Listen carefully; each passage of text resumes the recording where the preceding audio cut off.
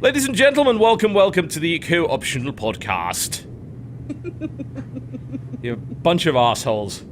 Are we? But Yeah, Kyle's dance consistently. move was so good. Consistently. Jesse and I were just like freaking out. I was like, Absolute just dicks. grooving with his life. He was Complete. the background club. He's the guy in the back of the club, like, lady's gonna come to me. Lady's gonna come to me. I know it.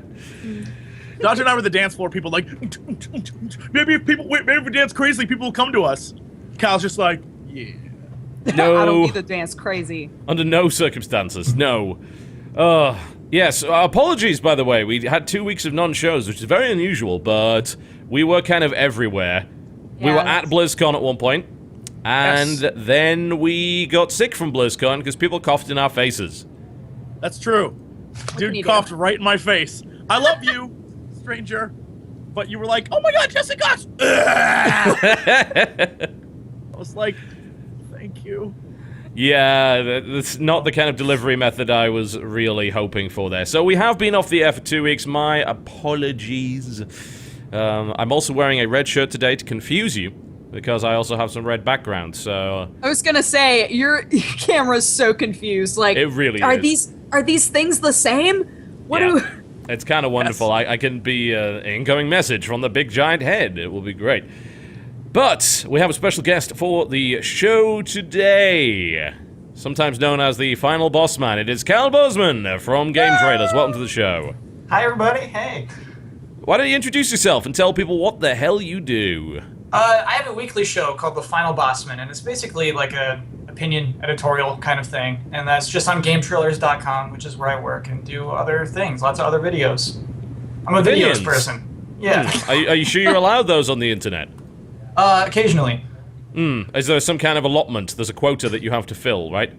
That's what I was it's basically told. like good opinions to bad opinions. You're meant to have just okay, the so it right has to ratio, balance you know? out, right? So every time you insult something that's popular, you then have to, for the next 3 weeks, make amends, I suppose. That's Cool. essentially it. Yeah, that's it. There we go. We've just described the internet in There's a actually nutshell. like a little bit of truth to that, which is so funny. Yeah. Yeah, we have experienced this just a smidge, so do not worry. Do not worry. Oh god, I've just realized I'm in a red shirt. I am not going to survive till the end of this show. This is going to be really bad. Oh. Does remind me though, I was playing a game called Red Shirt, and I still have no fucking idea what it is. I have been playing it for 2 hours, and I don't know what the hell it is. It appears It's a comedy simulation, according to It's the thing online. it's a A comedy simulation. That's what it says. It's a comedy simulation. I don't understand. It's a space Facebook game, but about Facebook. It's like it's not a game that's In running on space. Facebook. It is a game that is Facebook in space. And there's so much information everywhere that I cannot for the life of me figure out what's going on. So it is a really good simulation of Facebook. What? So do all the characters in the game have their own Facebook pages? Yeah, Is they've all that- got their own Facebook pages, and you can like status. Yeah, if you like your own status, by the way, you will be ostracized by people in your social group. I was hoping you were gonna say you will immediately die, much like a red shirt. No, not well, quite. no, But you're playing a red shirt. It's Yeah. like a Star Trek thing, but you it's are really trying not, to make though. friends. like, I was kind of hoping that it was, but there's a lot less kind of Star Trek parody in there than I can find. You start off with kind of a career as a transporter malfunction cleaning agent. So you clean up all of the people that die in the transporter, and then you try and advance your career to a supervisor and things like that. And you get all of these different career goals and things, and it is just horribly confusing. I just don't understand it. So it's like it's one of those. So the reason you have this Facebook is so that you can like get people to think you care about their lives, and then they'll promote you. Pretty much, yeah. You have to Yes, got it. You earn various. You have to get into relationships. You earn various things. You mostly get into relationships by leaving flirty comments and liking statuses. So apparently that's what we've been missing all our lives, God, guys. it's That's like how you do it. It's incredible. Regardless, Jesse Cox, you are back from the dead. Welcome to the show. Hi, I have returned. My voice is still awful, but It was that's what awful happens. before. I don't see what your concern is. Yeah, but less so. Less awful. On the spectrum of awful, it was less than it is now. And yeah, back from BlizzCon. I had a blast. I love BlizzCon. It's fun. I got to see you. I only saw you once. No, twice, actually. Once Yes. while I was dressed as a woman, and you petted Which my hair. surprised me less than I should have been, really. It's like, oh, it's Jesse, right? Okay. You were a fantastic boy, Leah, by the way. Thank you. Boy, lady, Leah. I harassed literally every person at, like, all the Blizzard developers, found them all, except for Chris Metzen, who hid the entire convention of Fine Metzen, literally went to his room and disappeared every night. Like, stop not having fun. And, who else? There was one other person that Felicia Day. I missed her when I was dressed as a woman. You missed her. She actually came and saw me and said hi. I saw her on the second day. Second day, but I wasn't dressed as Leah, so it, you know. Kind of ruined it for you, yeah. Yeah, and then some press guy jumped me. It was kind of like the first time I met Husky at BlizzCon. Press guy jumped me. He's like, "Who are you? What are you doing with Felicia?" And Felicia's like, "It's Whoa!" Okay.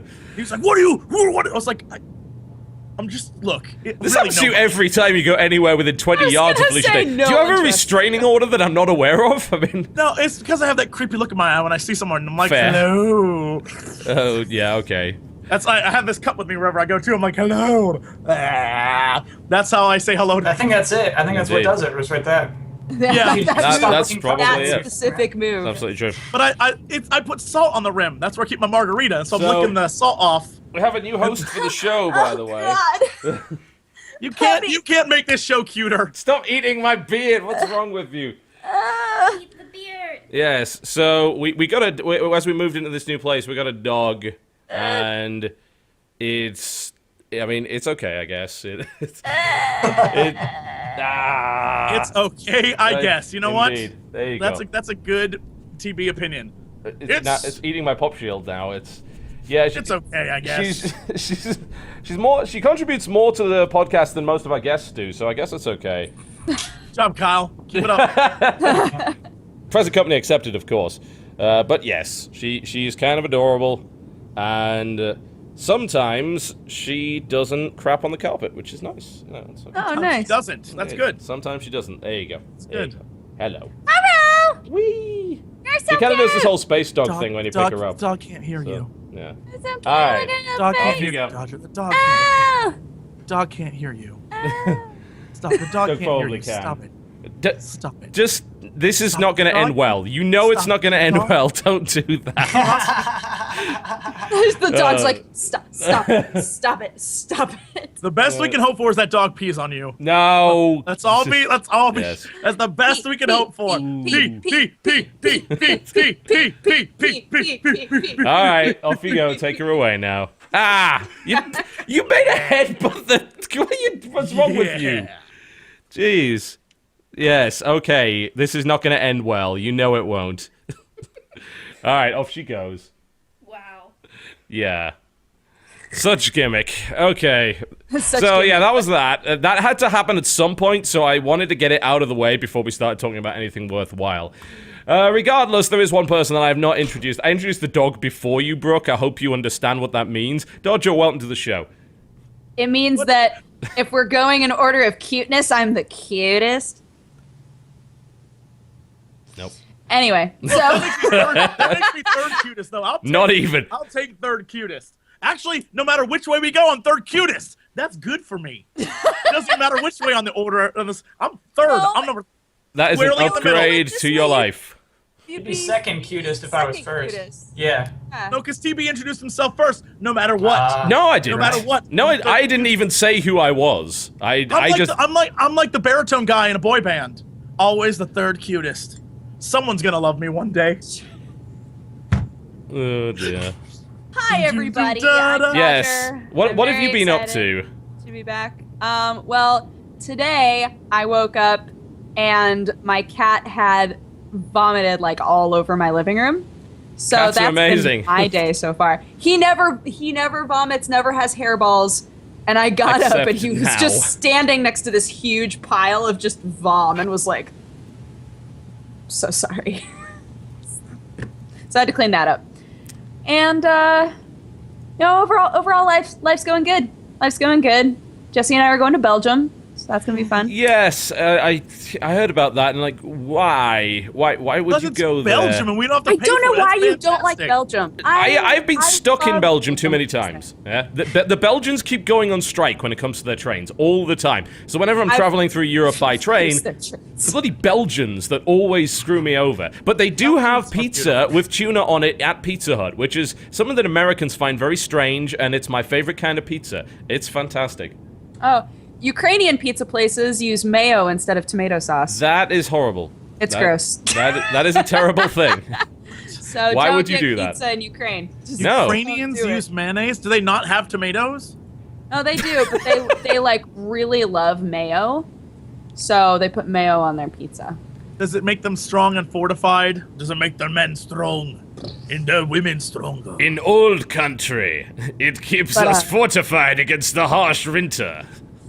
I like it. I can justify that then. No. Yeah, I don't know if are we doing like a fan meetup while we're there, Jesse?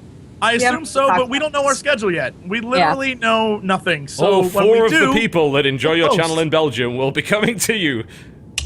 good, and we'll Alright, hang out buy- with all four buy of them. some tuna pizza. What is Hey, it? eat What some is a tuna pizza. fan meetup like? What is that? What do you do Um, on a fan meetup? I'll describe to You what happened try when we were not in to England. get killed. Yeah, describe mostly. when we went to the Hobbit pub. This is gonna We get went to good. England, and we said we're gonna have a fan meetup in Southampton at the Hobbit pub, and a bunch of people showed up, like way too many. We packed the pub and got shit face wasted. That was the meetup, and it was awesome. So It was really fun. Yeah, it's just you just say a place and a time, and then anybody who wants to come and meet you like comes, and you all just have fun and hang out and drink or eat or whatever, and just don't And cough then in you go my home. face, because I'd like to not be sick again. Thanks. and everybody takes turns coughing on Jesse's face. Is really the best part. It's a fetish I have. hope you do. I hope you do one of those in Belgium. That's a cool thing to do. Yeah, it'd be fun. I've been asked a lot about it, so. I'm having a lot of Belgians apologizing for the state of the trains over there, so apparently it is a real thing, and I didn't make that up, so there you go. Oh, Otherwise, I like the Belgians. Very apologetic. I love the Apologetic Belgians. people. They're my 37th largest demographic. It's great. well, that a true I fact? spent. I need to double check that, but I'll get onto I was that and gonna say, he, let like, Dodger get brought back up to her his story. analytics Don't worry, right guys. I'm looking at the statistics. Continue. Oh, He's all I so was gonna angry say is about it. that He when just focuses on it. Oh, when I don't was even. doing the backpacking trip, I spent like 3 days in Bruges, I think, and it was amazing. It was my favorite country out of all of the ones that we went to. So, so I'm really excited to go back to Belgium and see if those feelings persist, or if I go there and I'm like, oh, this is. First, you No, must that's not watch the movie In Bruges, which is phenomenal. I love that movie, and I was like, I've Great been there, movie. I've been there, I've been there. I was so excited. We will be, for those who are interested in planning said meetup, like if you want to know how long it will take you to get there, we'll be in Kent. I'm not sure how you say that name, but that's the name of the city where we'll be at. So if that's an issue getting there, then it's an issue for you. Get a ride, nerd. Or walk it, yeah. Or walk it. Oh my Or God! use those If trains. someone It's getting walks, aggressive Go now. really if well. someone walks through Belgium to get there, Dodger will give you a kiss. There, I said it. No, that's not true. Those are things that will not happen. That's part of the rules now. Not at all. Big Jesse will sloppy give you a kiss. kiss. Oh, Belgium Just is as Dodger. actually my 14th largest demographic. Oh, That's a big yeah. demographic. That's actually a pretty big demographic. Yep, it is slightly under Poland, slightly above Romania. And shout out to Bulgaria, by the way. You are now my 25th biggest demographic. So Bulgaria! repping all my What? Bulgarians, yo, or whatever you say in Bulgaria Can to you- greet can you people in a see cool way. That far now? Yeah, if you go to your current monthly views and then you click Oh. views and then go to geography on the sub tab, you can go all the way down to 227, which means that What? yep, you can go all the way down to Norfolk Island, Wallace, and Fortuna, which I haven't received anything from.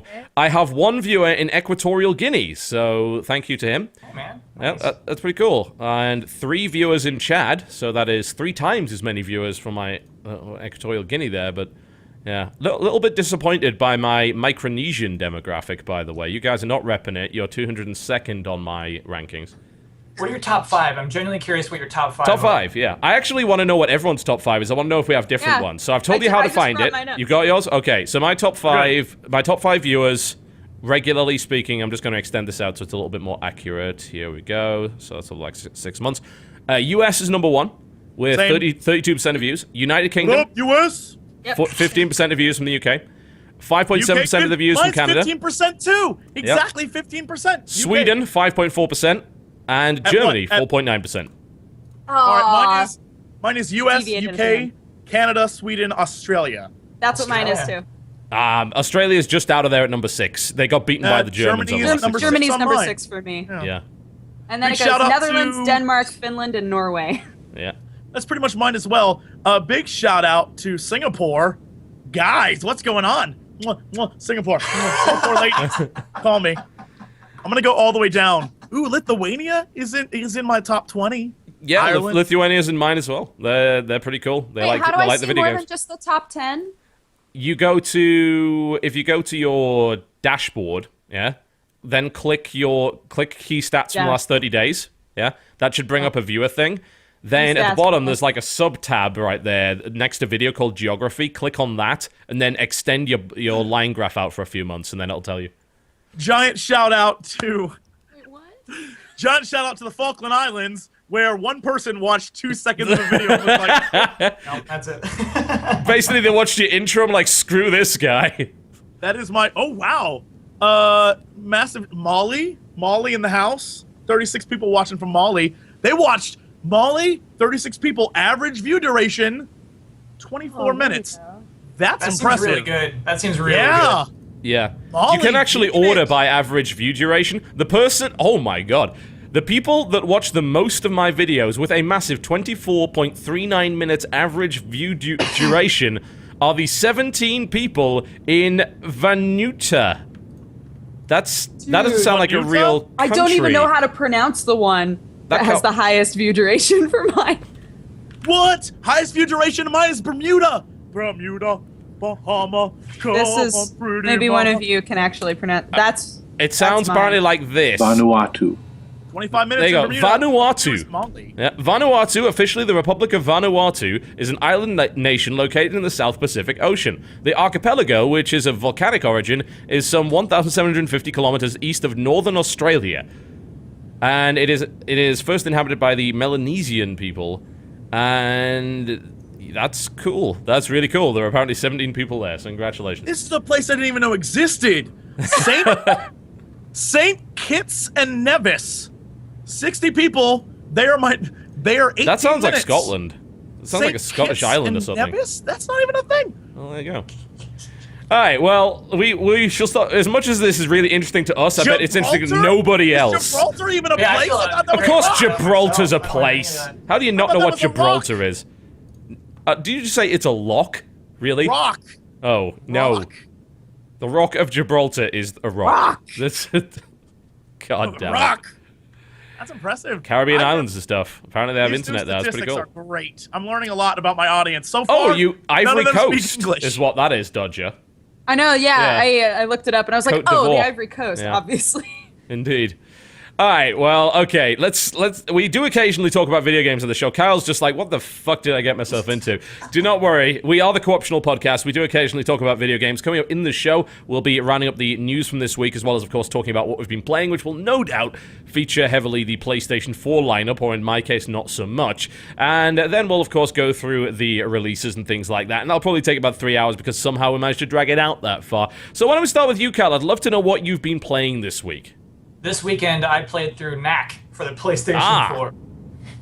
All right. Awesome. How was I that? would love to hear, because that is a game that has not got the best of receptions. Yeah, I mean, if you, like, I'm a lot easier on games than most people. I like Knack. I think it's actually a legit game. I'm into it. I think there's a lot to like about Knack. Okay, so Jazz? Do tell. So a lot of people, when they first see Knack, and even like when I first saw Knack, a lot of people say like, "Oh, this could have been done on a PS3. This could have been done on a PS2." They're like, they're not impressed by what Knack looks like. And I think what is impressive about Knack comes from playing more and more of it, because the scaling is really interesting.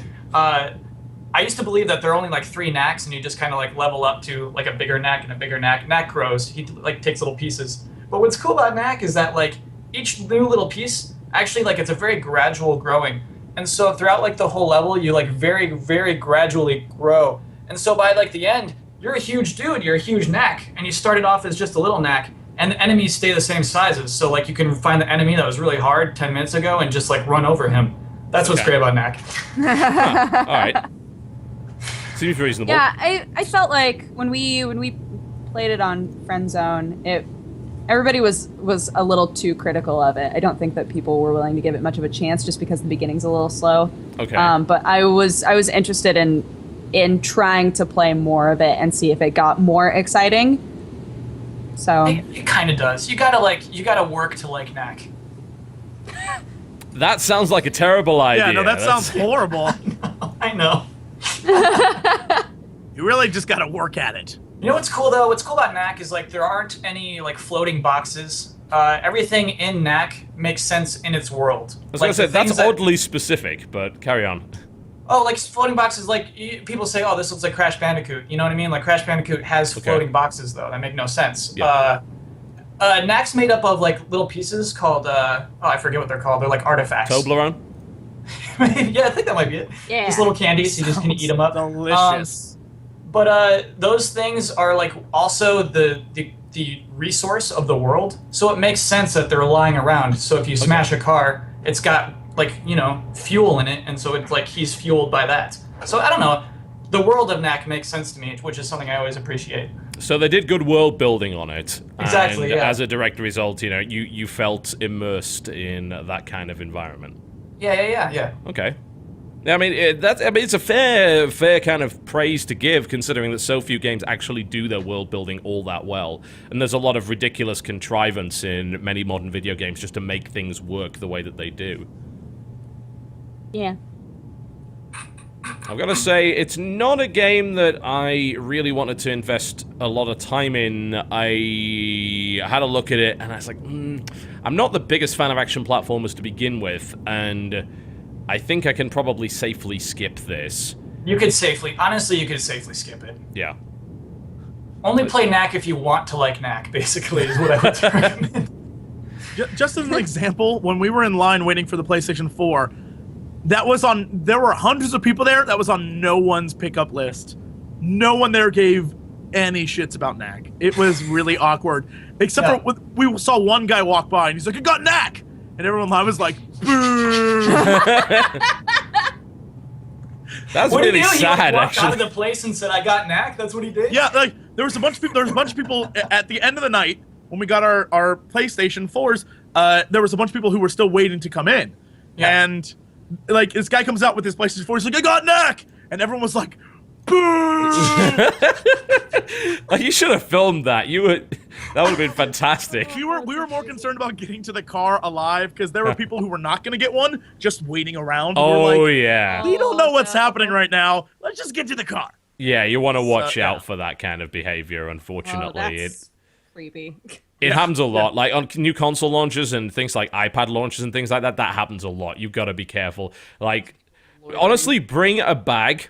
Bring something that doesn't have the logo of the game store on it, stick it in that, and fucking leave. Because if you don't, then you are actually putting yourself at risk of being mugged, which kind of sucks. Apparently, they actually had security guards. It was the sassiest, it was the biggest, sassiest black woman in the world. It was great. She was like, "Listen here, everybody!" And we were like, "Oh, this woman's going to lay down the law." Perfect.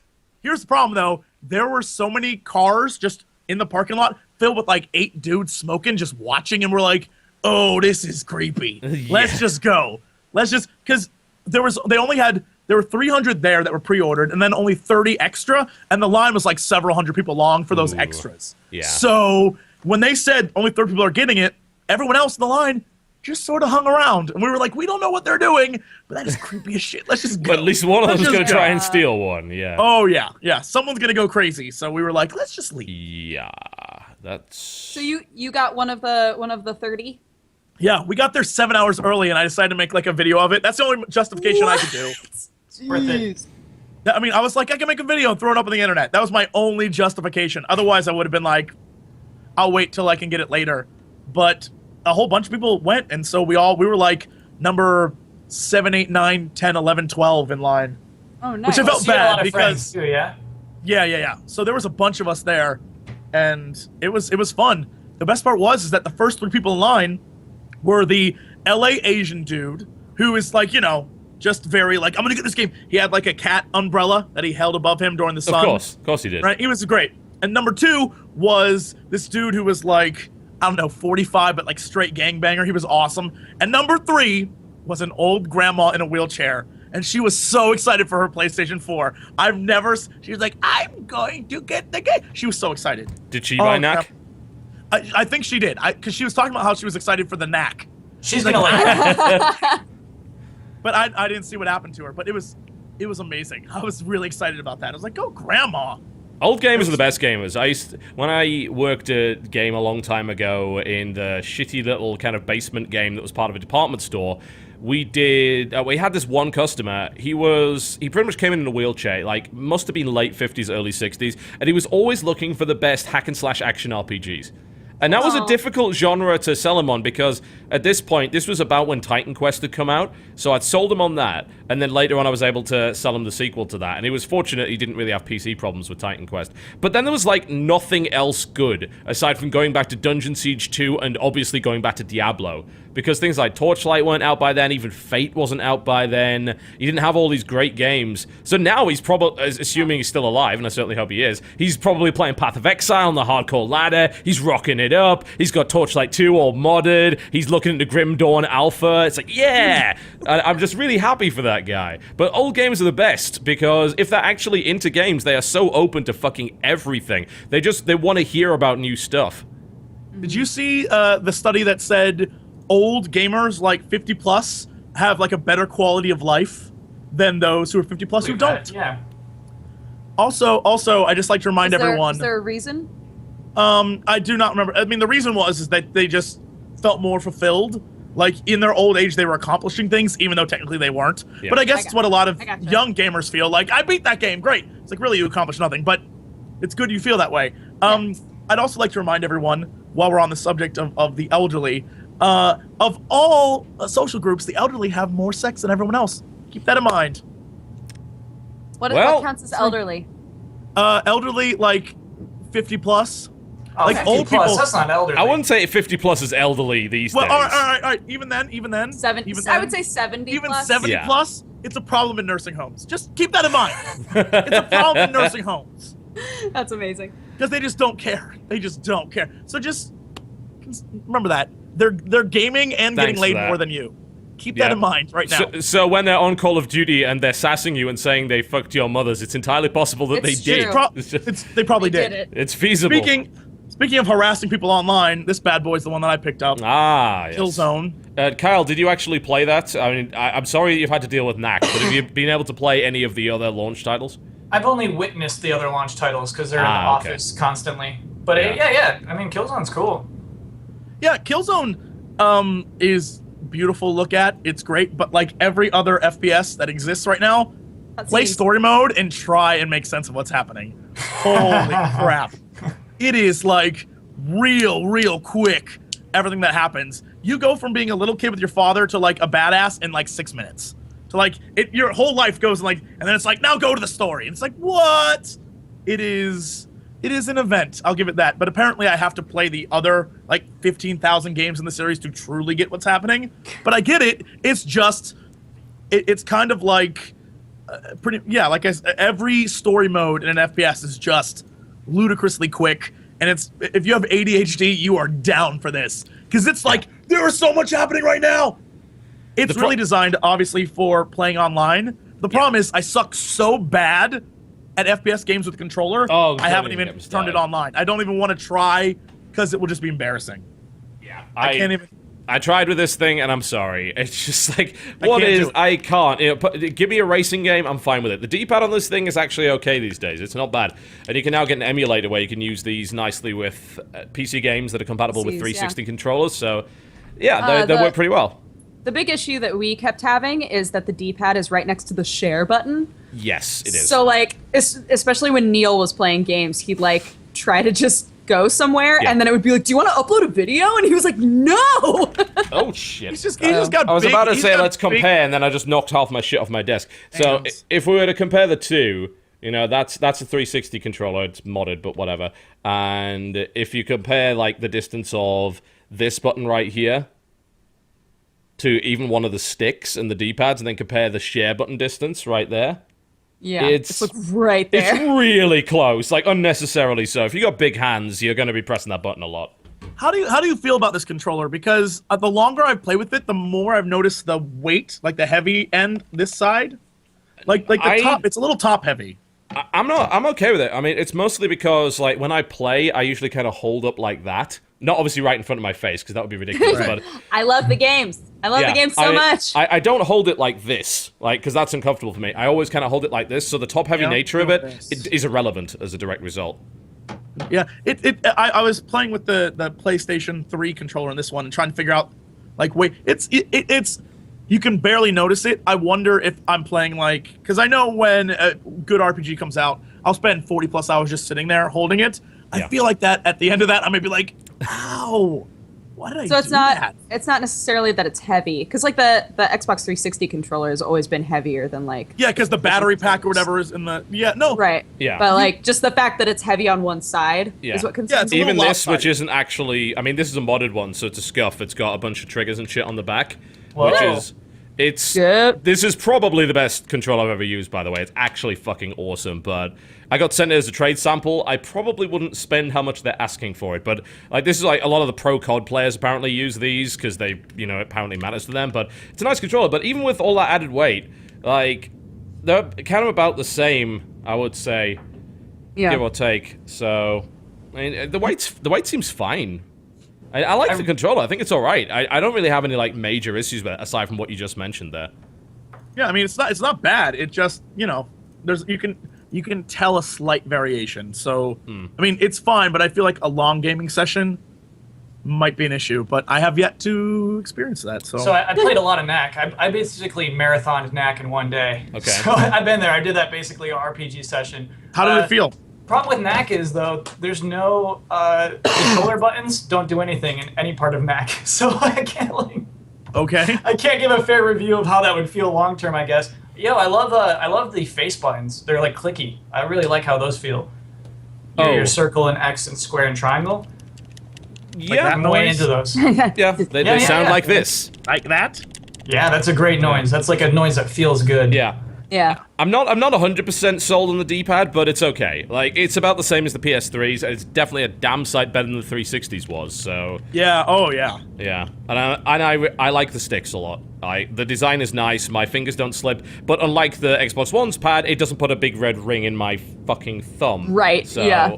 The best part about this controller is the headphone jack. Oh man, it's so good. Is Yeah. any headphone works. You don't get screwed by like you have to have a special Microsoft converter thing. Like, oh no, it works with anything. It's they've always been pretty good about that. Like, I'll give credit to Sony. They're always pretty good about having sort of an open system. Like, you can plug a fucking printer into a PS3 and it'll actually work, which is nice. These are just micro USB Model Bs, I believe. So it's the same charger that most of your phones use, unless you're using an iPhone, in which case hara. But if you like, it's the same charger you use for a Kindle. It's it's a standard cable. You can use it on pretty much anything. You can plug it right into a PC as well if you want, and that works totally fine too.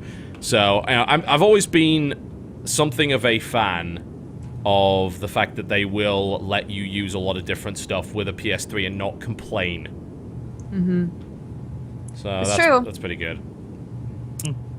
And what I'm not a fan of is the fact that my PS3 was a brick. My PS4, in fact. Let's try that. Oh no, really? Yep. So, I got my PS4, plugged it in, everything seemed fine. I went online, downloaded Resogun, decided to try it out. I just got myself a new speaker system. We just moved into this new place. I thought, right, part of the we have this furniture budget, and I've said, I'm taking part of this furniture budget to get a sound system that doesn't suck. So, Nice. I went to Monitor Audio and bought myself a system of BX speakers and installed them, got everything sorted out, put Resogun on, and I'm like, holy shit, the sound design in this game is phenomenally good. And it's hard to appreciate it when you have crap speakers. It is not hard to appreciate it when the fucking bass of when you fire off that smart bomb just rattles your floor. It just feels awesome. So very good. And then I tried to put a disc in it. That didn't go well. It took it about halfway in and then was like, Oh, and no. I tried everything to get it to work. It just would not work. So, yeah, I sent it back to Amazon yesterday for a full refund because they can't offer you a new one right now because they don't fucking have any. They don't have them, yeah. Yep, so God knows how long I'll be waiting to get my PS4, but considering the launch lineup, I don't think I'm missing much. I think you're okay. Yeah, I mean, Yeah. I was looking at the lineup. I went on PlayStation Network. PlayStation Network's a lot fucking snappier now. Like, Yeah, it is. even with the slowness of the network and the fact that it's barely working, everything seems snappier. Like, going to different tabs is quicker, doesn't take as quick to load anything. Like, I had Netflix on there, and that felt a bit faster as well. Everything just felt snappier. PlayStation Plus, by the way, a lot of people were saying that it doesn't work. It does work. Yeah, it does. It just doesn't recognize when you go on PlayStation Plus. It's like sign up. Yeah, Like, it does work. They goofed, but it does work. Yeah. Yeah, so if And you you go can and get try and Contrast for download free. Contrast or Resogun, you will get it. So go and download Contrast and Resogun because Contrast great. has, I mean, it's good in places, but I've been playing the PC version and it does have some problems, but it's good for free, and Resogun Yeah, is when it's phenomenal free, you for free. can't really complain. Yeah. Resogun's Yeah. basically Defender, right? It's a polished up version of Defender. It's good at what it does. It's satisfying to play. And then And for people particles. saying, and for people saying that Them you have particles. you have to have PlayStation Plus to make it free, you get 30 days of PlayStation Plus do. for free Yeah. just for buying one. So it is a legit free game. So go Yep. get Contrast. It's good. Contrast and Resogun. And I was looking through and like, the free-to-play lineup is really good. Like, it launched with DC Universe Online, which is actually a really good MMO now. Like, they've put a lot into that game. I played it when it first came out, and I'm like, I like this a lot, but it's limited. Now it's like, oh, there's so much fucking content. It's really good. They put Blacklight out, they put Warframe out, and there's a starter pack you can get for Warframe with PlayStation Plus, which starts you off with a bunch of weapons and shit. So that's great. I mean, I recommend Warframe to anybody, because it's such a good co-op game. Yeah. And there was one Yeah, more free-to-play game. We tried to download Warframe onto the PS4 and it kept crashing the system. Oh. Does that happen to anybody else? Nope. Nope. Didn't happen to me. It's on mine Just right now. ours. Yeah. Yeah. It's also because you guys, if I'm not mistaken, were trying to do it next day, like of launch, and PlayStation Yeah. Network was totally effed It was- that day. Oh, it was Yeah. fucked. Oh, it was bad. It was bad. I put this Yeah, little vine 'cause it was out. when- Sorry, go ahead, Dodger. sorry. My I was just vine gonna is say not it was important. when we were trying to like Warframe kept saying it needed to upgrade, Ah. and so we would like try to upgrade it, and then it would just crash. Yeah. So Yeah. That's PlayStation Network for you. it's a network problem. Yeah. I put a little vine out where I filmed the menu screen. I'm like, oh, free to play indie, only on PS4, and it was empty. I was like, sounds about right. It was funny because I went through, I clicked all games because I just want to see what they were. There was literally like 8 games available, and I was like, oh my god, this is launch. Yeah, this was is like, straight up Yeah, that's what it launch. feels like. I got my Oh. Vita on launch, and that was a fucking mistake, I tell you. Did you guys try Flower? Try the Flower on PS4? I I've played have that before. not yet. I've played it before, but have you played the HD version? Is it actually Yeah. any better? It looks Yeah. pretty.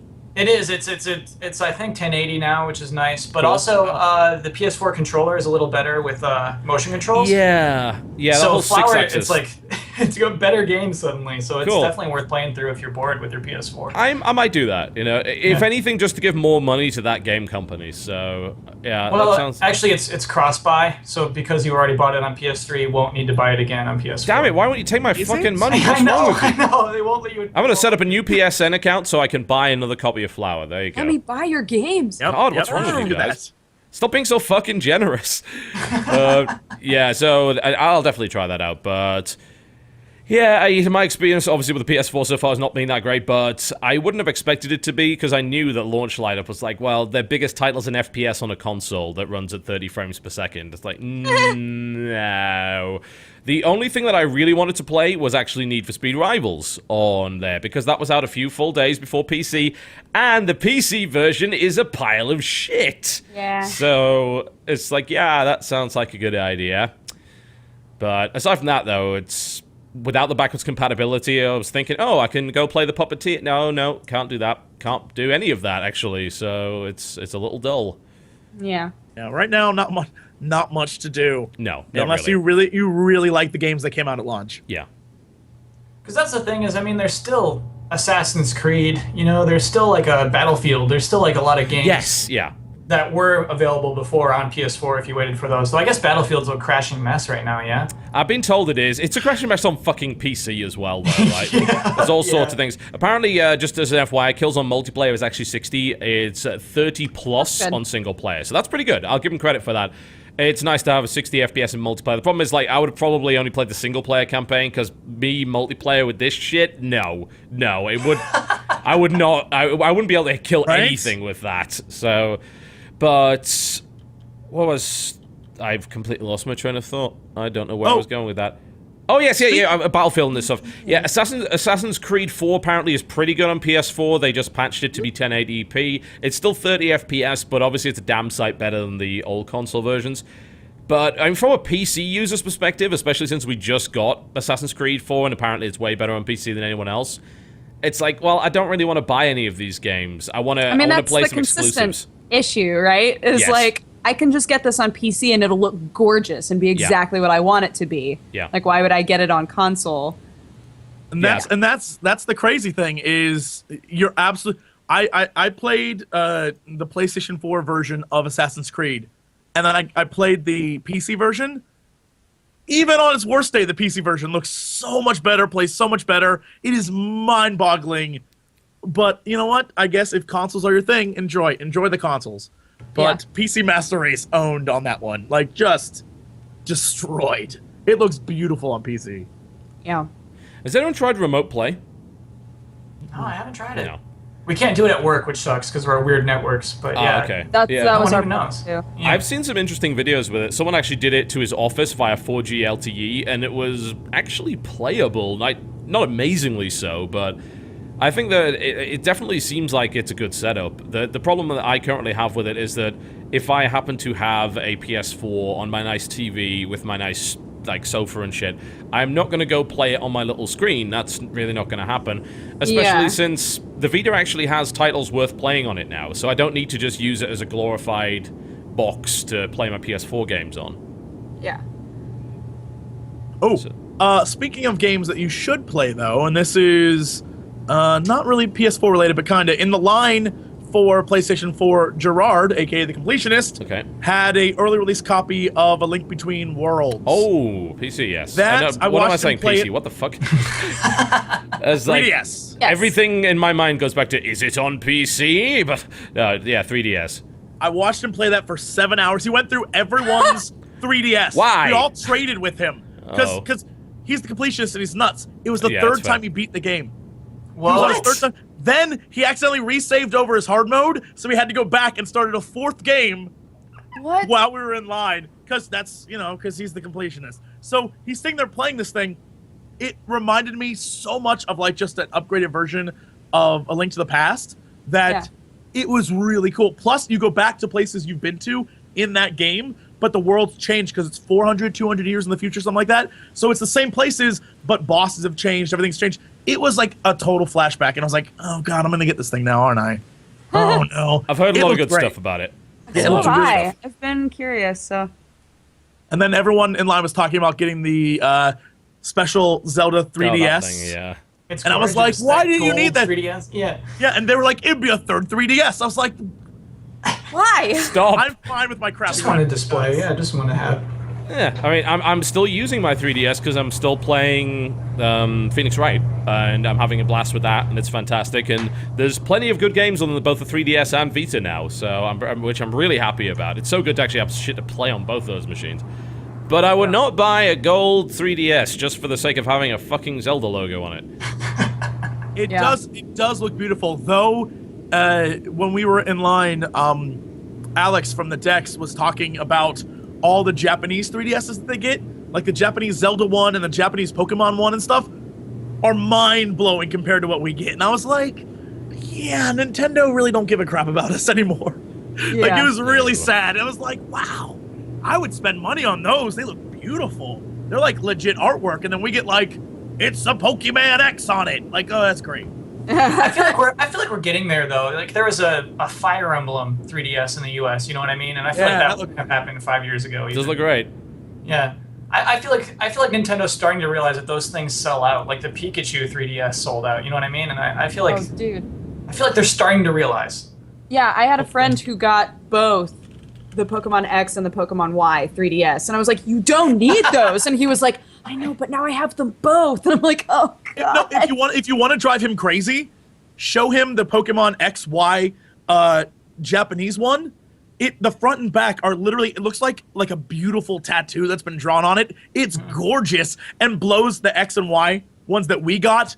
Like it looks like a kid made ours. Oh, it's hilarious. And we were just like, yeah, no, that like the new Link one that they get is beautiful. It's not just like Triforce, like flip side. It actually looks really cool. And I was like, that's not fair. That's not fair, guys. Yeah. Oh well. Oh, that's that. But it's a cool game. I actually got to see it be played, and I sat there watching it and was like, oh, when are you gonna fight the monster? That was me. I was like little kid brother for Gerard. Like, When are you going to fight the monster? Stop solving the puzzles, Gerard. When are you gonna fight the dungeon. monster? I wish I liked Zelda games, and then I might play it, but I don't. Why do you not like Zelda games? Mostly because there's too much puzzling, there's too much backtracking, too much dungeon crawling in a way that doesn't involve giving me tons of loot, so it's never really been my kind of series, and I was never a Nintendo kid, so I never kind of got in on the ground floor. So when I picked up Ocarina of Time on 3DS and tried to play that, I'm like, I don't understand what the excitement is here. I don't get it. I tried a couple of different Zelda titles, and I just can't get into them. It's not my thing. Well, you Ocarina of hate Time this is- one. Sorry. No, Ocarina you'll of hate Time this. is It's literally the still same. my favorite one of all time. Like, they're still fun for me, but Ocarina of Time was like the peak for me. Yeah. Twilight Princess, yo. Skyward Sword. Twilight Princess. Really? Yeah, That dude, was- serious. That's my favorite. Skyward Sword is your favorite Zelda? That Yeah. blows my mind. I don't know anybody who feels that way. So it's a lot of like why I like Knack. The context is best in Skyward Sword. You know, it's like You have to really try to like it. well, kind of. I mean, to like get past the motion controls, yeah, it takes effort. You have to be like, I'm going to get good at this. You know, it's not like you're good at it from the start. But Zelda matters the most in Skyward Sword as a character, and I think that's really important and looked over a lot. Yeah. Like, this is a Zelda that you care about, you know, as opposed to just like, oh, she's just a princess, go save her, is what most of the games do with Zelda, and this one's actually like, she's a character. They actually give you some fucking character development. Exactly, Right. yeah, Okay, yeah. I can absolutely respect that. That sounds like a good Yeah. idea. With that said, let us all appreciate the fact that Zelda has the most convoluted storyline of any Yes. franchise ever. Oh, it's so good. Oh, it's so And good. I literally makes no sense. And they would be best served to say, look, it's just all separate games like Final Fantasy, except we use characters the same, like Sid or Chocobos or whatever. That's what we did. Instead, they're like, let's make a thing that connects them all together. No, It literally makes no sense. No, It don't makes do that. No sense. It is gibberish. Like, don't you see it's 400 years later and there's multi-timelines, so if this happened at one point, it's like, shut up. Just shut up. Yeah, you just need to stop doing that. That sounds like a terrible idea. It's so weird though, because I love it. I love that timeline. Like, I love that Wind Waker takes place in this ocean that is above Ocarina of Time. You know, Ocarina of Time happened, Link left, and then the whole world was flooded. And I think that adds more context to what Wind Waker is. Do you know? Yeah. You appreciate the legend of Zelda more if everything's sort of connected as opposed to like their own. The fact that half the storylines, half the games are dependent upon Link failing to kill Ganon and Link to the Past. That's like- weird. That's real weird. Like so if you die, then another storyline starts? Like, it's so insane. It's actually Ocarina. If Link dies in Ocarina, then a Link to the Past can happen. I think. All right, there you go. It's real weird. But it is real weird. It's stupid. It makes no sense. I but I feel yeah, like it's, I enjoyed that whole, like, the whole conspiracy of how they all connected a lot more before they made an official Hyrule one? Historia. Yes. Yeah. I loved, Yeah. like, reading people making these huge explanations for how they were connected, and then people being like, no, I don't think that's how it was, and, like, I thought that when it was a community effort, it was far more interesting than when Nintendo was like, here's our official statement on the matter. Yeah, that Like- wasn't really required. Yeah. I hate it. Love the games. Love the games. Hate how they tried to tie them all together. Don't do it. Don't even try. They're just it's just different characters. They all just have the same name because that's how I relate to them. I'm okay with that. But don't you think it's cool, like in Twilight Princess, that guy who teaches you moves, that wolf, and like when you go into the wolf world, it's like a dude with armor. Like, don't you think it's cool? That's a failed Link. Like that's a Link who that's a cool part of like the timeline, and like that's like a significant thing about that character who no one else would appreciate. I'm certainly not appreciating it. Yeah, clearly not. Yeah. No, I just have just, no connection to Zelda, so like for me, I just blank entirely on it. Matter. That's fair. What else have we been playing this week? I've been playing a lot of Risk of Rain. I'll say that. Risk of Rain is a great game to get infuriated with. Yes. If you want to hate the Explain that to world, me. What is that? play that game. All right, so Risk of Rain is a roguelite platformer, and it has some random generation in terms of its levels, and it expects you to get to the teleporter, fight the boss that the teleporter spawns, and then go on to the next level. The whole thing is timed, which means the longer you take to get to that teleporter and fight the boss, the worse things will get for you. However, in order to actually fight the boss, you need to get upgrades, and getting upgrades and leveling up is part of it. So you have to go and find those upgrades. It could be anywhere else in the level, and usually you have to buy them, which means you have to kill stuff in order to get cash to buy the upgrades, but the upgrades are randomly generated every level, so you might not get the ones that you need. And then the game murders you. Yeah, and the longer you take this little bar that fills up, and you start off on The like worse it easy, gets. and then Yeah. it slowly gets harder and harder and harder and harder as you're just playing. The good part is there are multiple characters to choose from. So Eventually, you've got to unlock the classes. It takes a while. You get like a miner who just pickaxes people, or like a venomous spitter dude, or like a normal gunner or whatever. You get all these different classes. The problem is the game is designed to murder you. Like that's the point. Yeah, it's There's roguelikes, nothing you can do to avoid the fact this game is like like the way they describe Risk of Rain is that the longer you play, there's more risk of risk of rain. More like risk it's of an impending pain. doom. Like it's gonna happen. No matter what you do, you will die. It's just a matter of time. So you're playing as long as you can until something appears that is like a super giant monster that kills just you. murders your face. Like And it ski is- free, basically. Pretty much, you just gotta watch out for that. Gotta watch out for that Yeti. It I've is seen pictures of horrifying. this, but I haven't played It's a really fun game, and the It's fact you can play with damn multiple fun. people is great. Yeah, it's got 4-player co-op, which makes the whole thing really manic. It's part of this sort of generation of current roguelite platformers, which are platformers with some kind of random generation of roguelike element to it. And I like it way more than I like Spelunky and things like that, because the actual combat in it is just way better. There's a much, much bigger focus on killing stuff than platforming, and as a result, I prefer it, because I hate platforming and love killing stuff. So... yeah, it's got a really nice theme as well. The music, which is actually what some guys were able to listen to in the pre-show, and I'll be playing some more during the breaks, is by a artist by the name of, this is a really hard name to pronounce, so I'm sorry if I screw this up, Christodolo. Yeah, Christodolo, I believe. Chris Christodolo. Yeah. And he did a phenomenal soundtrack for the game, and it is amazing. Some of the best music I've heard in the last couple of years for games. So it's great. It's really good, and it's $10, and it's worth your time. It's really cool. It's a fun game. Yeah. Oh. Everybody's So that is a game that yeah, everyone slow down a little bit there. It's okay. We're back. We're back. Don't worry about it. Yeah, we're Bullet doing a little bit of stop time. motion. Some claymation stuff going on right here. yeah. Anything else that I played?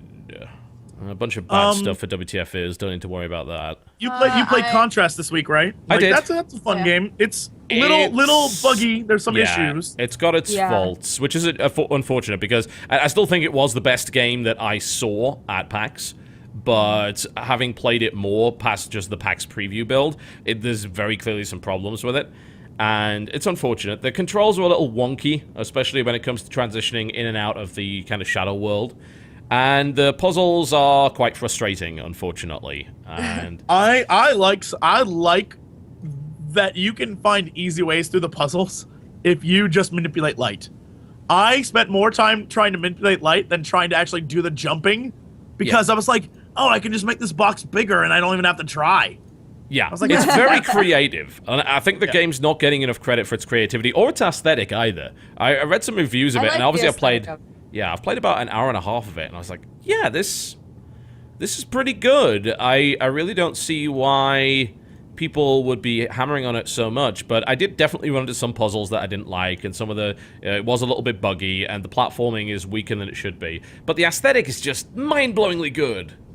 Plus, So one thing that's weird to me about that character though is that she's like a tall, thin lady, and like the platforming is weird with her. Do you know what I mean? Like she seems like a weird platforming character the way that She does, she yeah. is. Oh, It's like she like ta-da, ta-da. Yeah, like, the least gallops ideal up things instead platformer. of jumping. Yeah, Like, yeah, of all the exactly. imaginary friends you could have to do platforming puzzles, you picked that one, really. You know?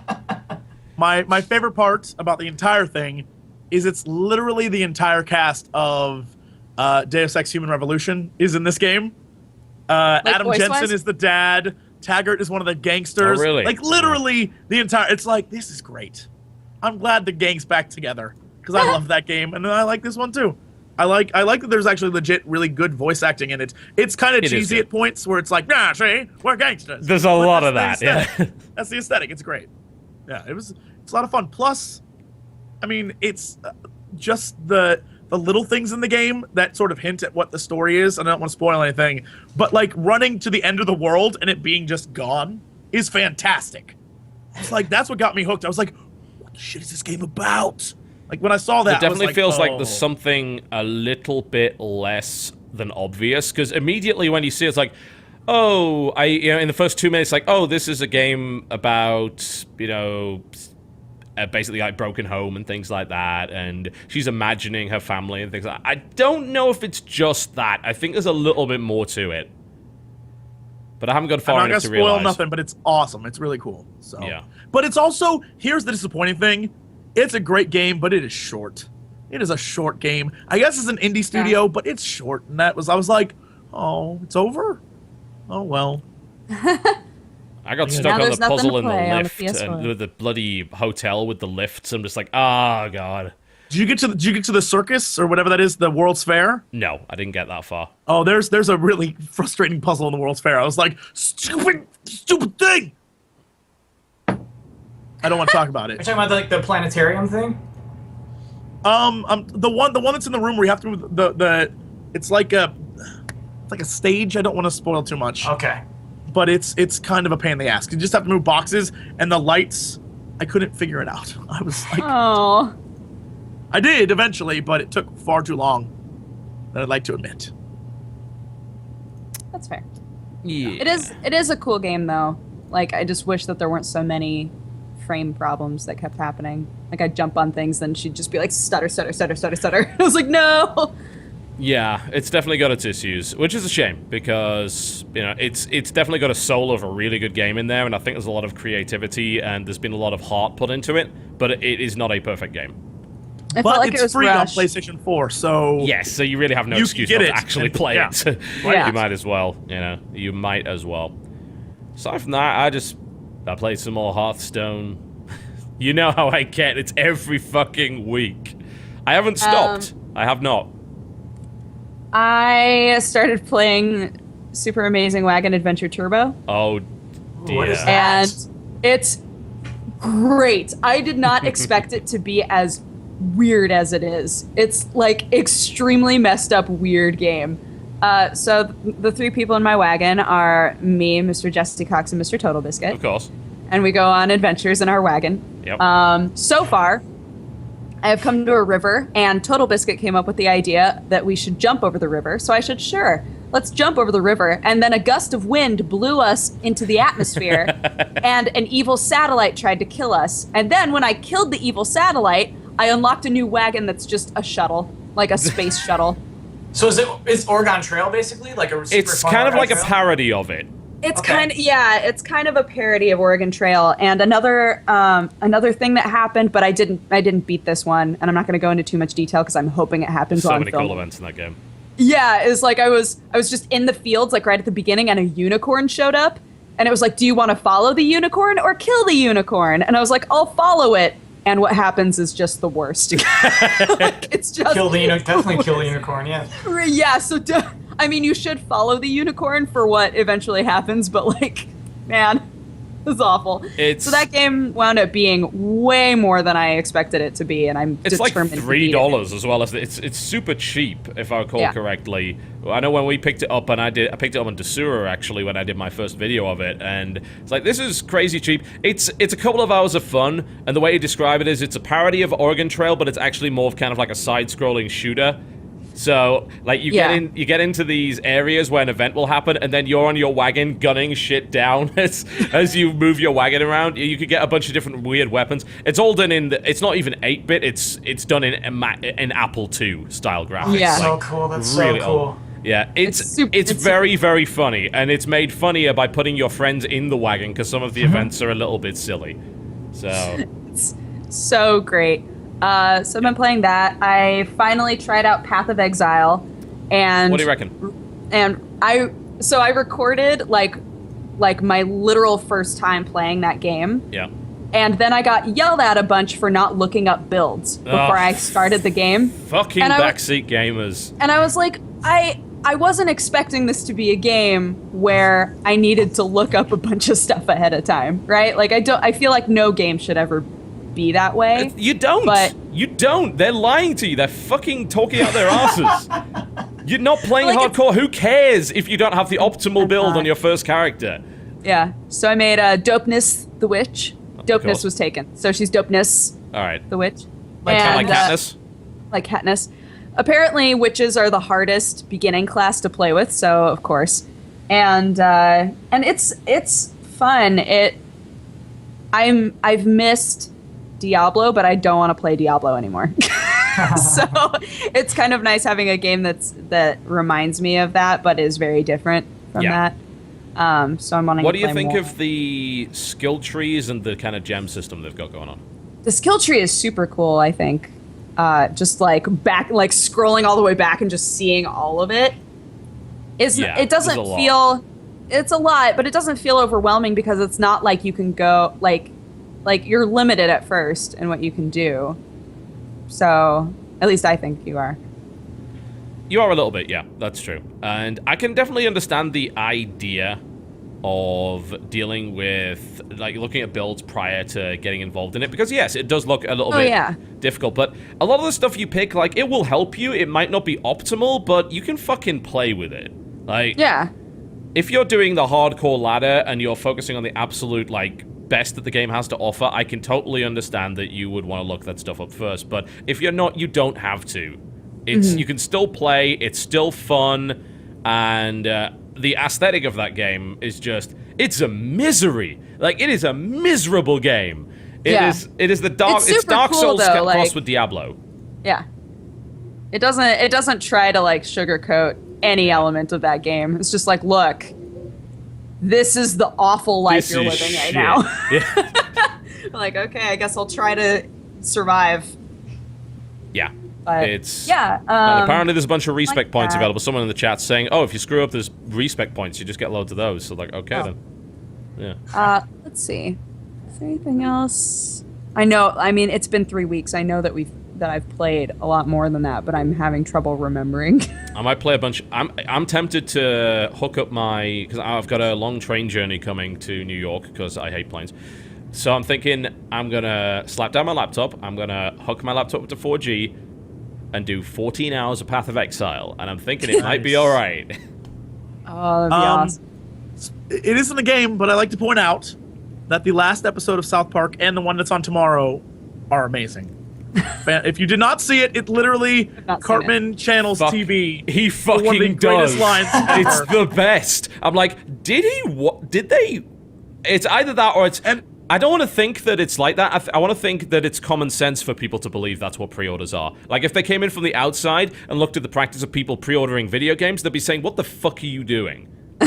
That's what that episode is, and it's just beautiful. It's it's Game of Thrones meets the console wars. It's fucking and wonderful. So there are different factions trying to get either an Xbox or PlayStation 4 on Black Friday and 80% off. So whoever gets there first gets 80% off. That's what can afford the consoles. It's really funny, but Cartman basically says pre-ordering a game is like a dick in the mouth. So it's so beautiful. There you go.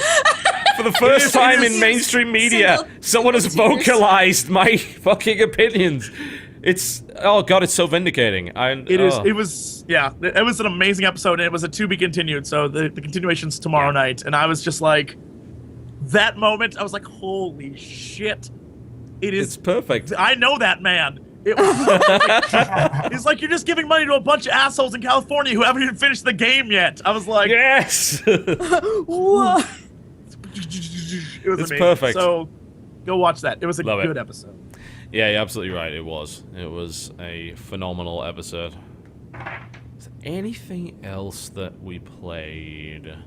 I think that's it. I think. I played A Walk in the Dark. Oh, the missus played that and really liked it. What do you think of it? Where he plays I a cat. really like it too. Yeah, Play as a cat? You're multi. Oh, okay.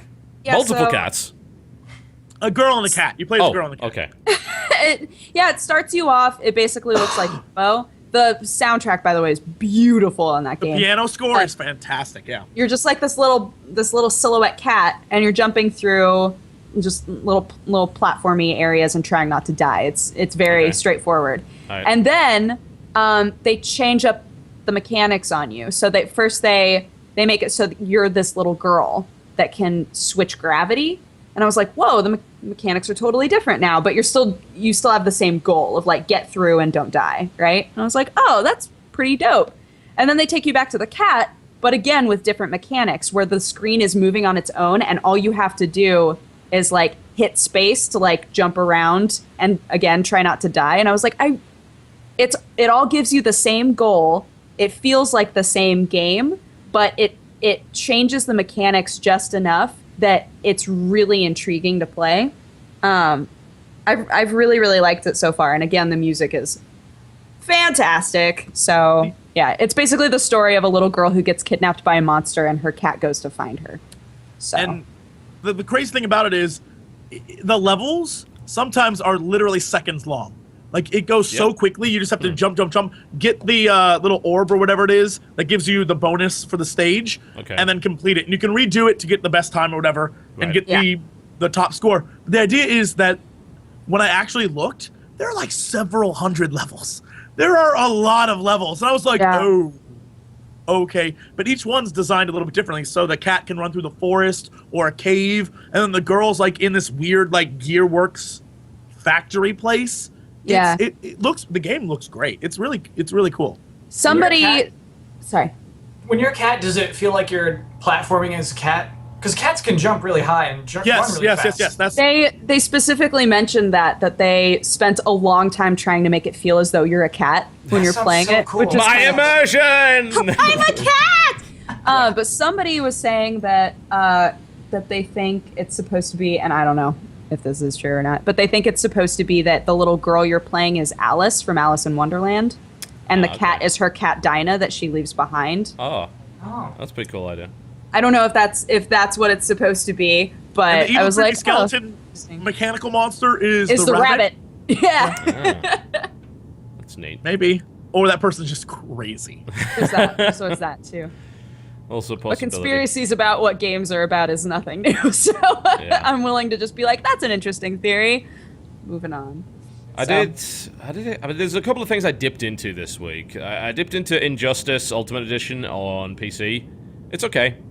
It seems like it's a reasonable port. It looks a little dated, and that's a problem of just porting something from console. It seems like they didn't really upscale it all that well, or the texture resolution isn't that great. The online mode just wasn't working at all when I tried it. Apparently that's been fixed now, so, it seems like a decent port, and it's got a bunch of other stuff going for it, so, and it's Injustice, which is a good game, so I'm not too concerned about it, but we are also comparing it to the Mortal Kombat version, which was really, really good, and came out a long time afterwards and was a lot cheaper. This is like a full price release at $50, so it could be a little bit harder to swallow for people, I think. I also played Might and Magic Duel of Champions a little bit. I'm looking to get into that. It's kind of like Scrolls, sort of, but without most of the, like, kind of, character to it, I suppose. It's probably the best way to describe it. It's like... It's a boring version of Scrolls, is what you're trying to say. It kind of is. I just remember the game that that siren reminded me. I just remembered a game that most of us played. Huh. I know TB and I played it that we didn't even talk about. Heroes of the Storm.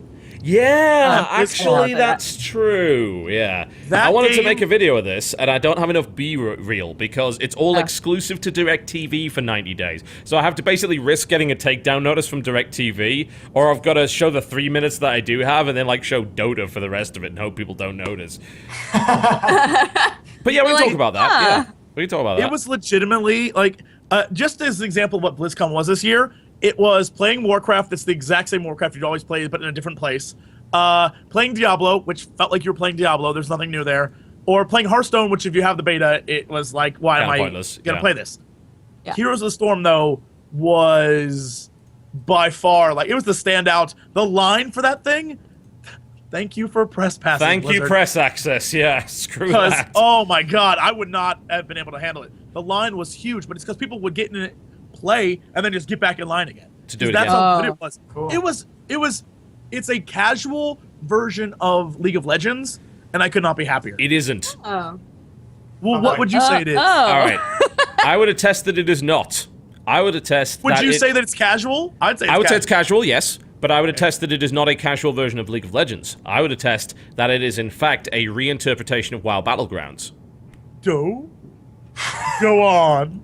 And the reason that I believe this is because they decide to strip so much of the way that character development works within things like League of Legends and Dota that Okay, yeah. it ceases to kind of be the same genre, especially when they focus an awful lot on battlefield objectives, which are not just kill towers, kill the Nexus, yeah?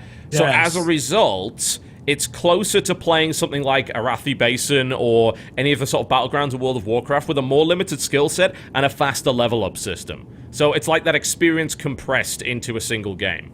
It does remind me of Alterac Valley in that old Yes. school Alterac Valley, Yeah. where you had to like go kill the trolls so you could You had take PvE. over that area. Yeah, there's PvE focus in there.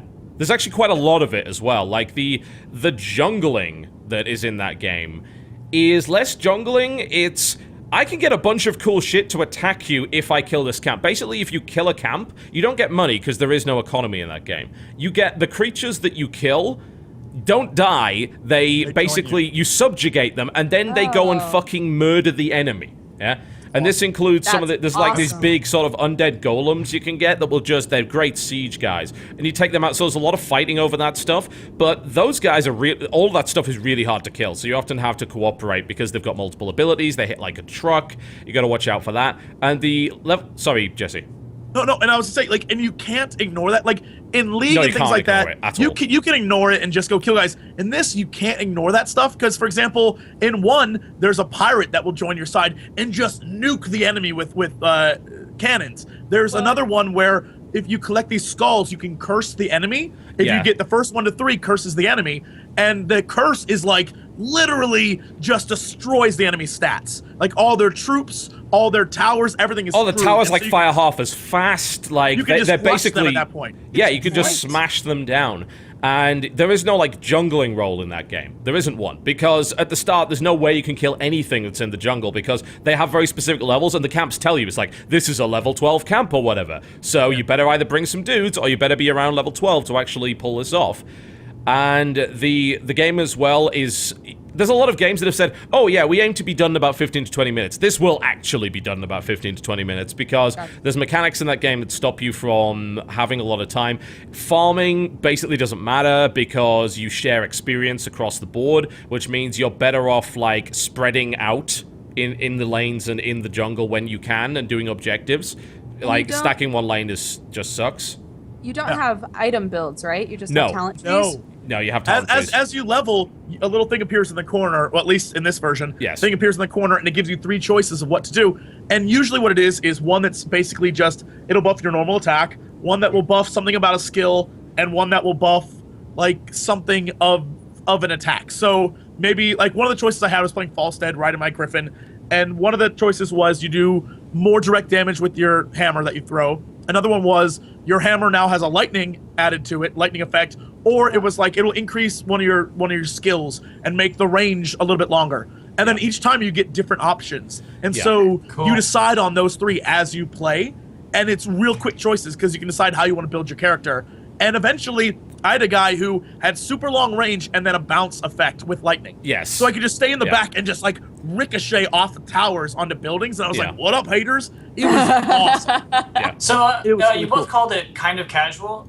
Do you think it has esports potential?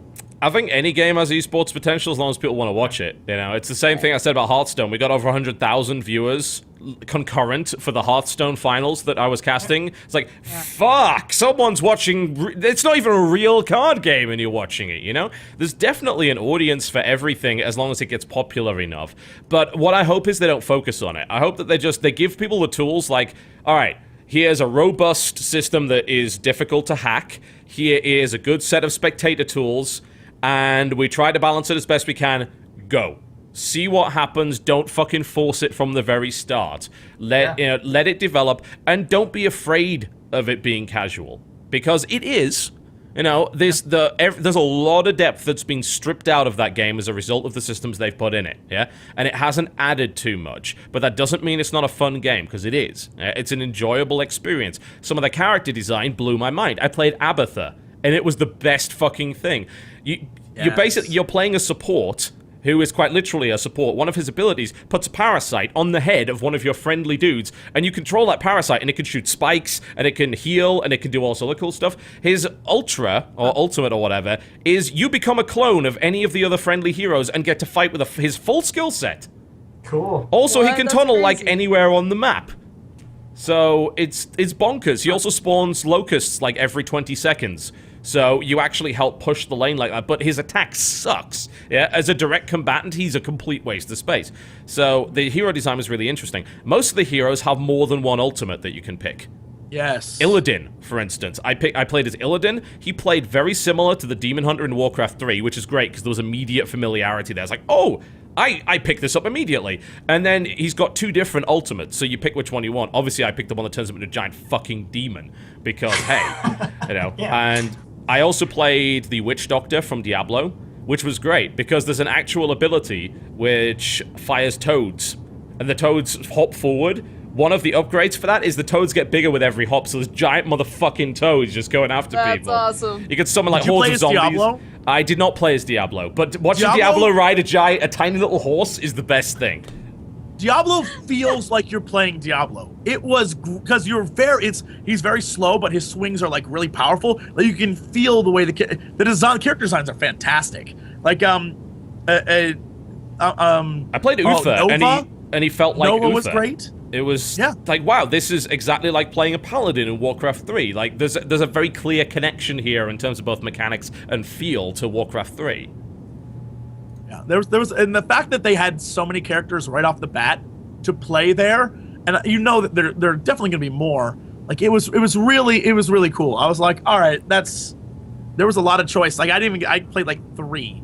I think I played Nova, Diablo, and Falstad. Just because everyone said play Falstad because he was broken. He has a flying ability. he has a flying mount that actually fucking flies over terrain, which One of his buttons is you get a 2-second fly, so you can fly like between lanes, right? But it was just broken. So once you press the flying button, you would literally fly the entire time. I was like destroying guys. It was great. No one could hit me. I was just like, "What up, haters?" yeah. It's That- so interesting that Blizzard is really like. It sounds like, you know, they had like a kind of a dry spell, and now they're just killing it with new games.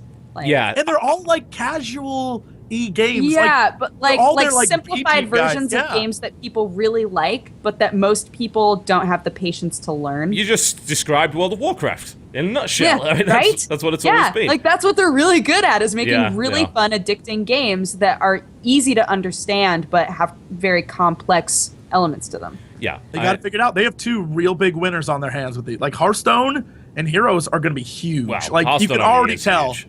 Yeah. You can already tell people are freaking out about it. So Yeah. good You on know, them, man. If I'm gonna be cynical about Heroes of the Storm, which I fucking am, is that I Mm-hmm. don't know if I would dedicate hundreds upon hundreds of games to it. It's a casual thing that I'd go into with a few of my friends and have a hero brawl, as Blizzard is pushing that fucking term, which is terrible, by the way. It's not a MOBA or Dota, it's a Hero hero brawl. brawler. But and I don't know if I'd stick with it. It's like they're focusing on the progression idea of cosmetics and stuff. Like you unlock new mounts and things like that look different. Like there was a little unicorn pony thing and all sorts of other stuff, and a cyber wolf and all sorts of cool things like that. And they were thinking about like thinking about item drops and skin drops and things like that. And I'm still thinking, well, you know, how good can I really get at this? Because the first time I played, I went 29-1. The second time I played, I went like 36-0, and I'm like, well, as a Dota player, I kind of already get it. Yeah. But we played against computers. We did play against some pretty bad computers. Computers were mildly retarded. Yeah, they were pretty stupid. I was doing some really dumb stuff, and they were letting me get away with it. But yeah, I'm not 100% convinced by it. I had fun with it. I think that what they need to do with it is be very, very clear that they are not competing with LoL and Dota, because it fucking isn't, and if they try, they will lose. Yeah? Just say, look, yes, this is a casual game. We embrace, come here. We embrace the casuals. Hug it out. We're okay with that. Like, we're not going to try and take these guys on. It's our little spin on this genre, and it's a bit of fun to play with your friends. Go have fun. That's how I would treat it, and I think it's good for what it does. It was a blast, and you can see the fans loved it because of all it's a BlizzCon. Giant pile of fan service. It was amazing because one of the things I thought was funny is you can always tell what people are really, really interested based on the final concert. The final concerts, Blink-182, no one cares. So, well, no one cared about them anyway. The people who are smart, the smart people, don't go watch the concert because they broadcast it throughout the entire thing anyway. They're the ones who are always in line at the end playing games the last night. Yep. And the smart people, all of them were in line for Heroes and Hearthstone. They were begging people at the end to go play Diablo and WoW. They were like, you can play the new zones in WoW. They were trying to, like, those were empty, and there was lines for the other two. Yeah. So you can tell casual is what people want right now, and Blizzard knows, man. They were all on it, so good on them. It was really cool. It's the same, it's like the coffee argument, isn't it? You know, when surveyed, people always say, yeah, I'll take my coffee black, and in reality, they're like the milkiest of lattes, because they feel it makes them more sophisticated to claim that they want the hardest games. Like, no. Guys, it's okay to play easy games. That is such a great metaphor. That's so true. I thought you'd like that one. I thought that one would appeal to your sensibilities. Not just because I love coffee. It's just something like that. It's true. All right, well, we're torturing Kyle here by not giving him a break, and everyone else that's complaining, I need to pee in the chat, so we're going to take a break, folks, and then we're going to come back, and I think we're talking about Xbox One launch and a number of different things. You are watching the Co-Optional Podcast. Do not go anywhere. Well, okay, maybe you can. Ladies and gentlemen, welcome back to the Co-Optional Podcast. The lengthy break was brought to you by Chris Tadolo, who is the composer of the Risk of Rain soundtrack, and I would strongly recommend that you head over to his Bandcamp, but you won't be able to spell it, so I suggest that you just Google Risk of Rain soundtrack. It's easier, trust me. There you go. Alright, so I suppose the biggest news of this week that we'll probably spend a great deal of time talking about is the forthcoming Xbox One launch the next couple of days. Nice. Yes. Word. So, let us begin. Can I ask a question? On a relative scale, which are you more excited about? PlayStation 4, Xbox One launch? Well, now I'm more it's... excited. Sorry, Dodge, go ahead. I was going to say I was more excited about Xbox games, but I routinely have liked PlayStations more, so I was more excited about the PlayStation system. Does that make sense? It does. Yep. Yeah, that's what I was trying to explain that, I think, a few weeks ago when I was saying, like, PlayStation 4 long-term I'm more excited about. Yeah. But launch day, Xbox, I think, has more to play to keep you busy until PlayStation games take over your life. And it's not even just to play. Like, it's of all the other functionality and, like, handy shit you can do with Kinect as well. That's what really got me. It is weird that we're saying this now. Months ago, we were like, that's the worst, and now we're like, stuff you can do with it. Well, the problem is that we found out that a lot of the stuff that we were hoping for launch wasn't going to be on launch. So at that point, we're like, well, I mean, I kind of like Killzone, I guess, but, well, I hope NAC's good, and it turns out it wasn't, but... I mean, that's happening with Xbox today as well. Apparently Twitch won't be ready for launch. No, it will not. Yeah, that's I don't know how the fuck they screwed that up. Yeah, I know. Because they were bragging about it at E3. It's like, Yeah. here's Killer Instinct. You can do this. And Yeah. you can't yet. No. No, you cannot. Not until 2014. But I will give them credit. They didn't. I don't believe they put any HDCP on the HDMI port, which means you can just stream via a capture card, no problem. So, God. you know, for us that already stream on a regular basis, this is a non-issue.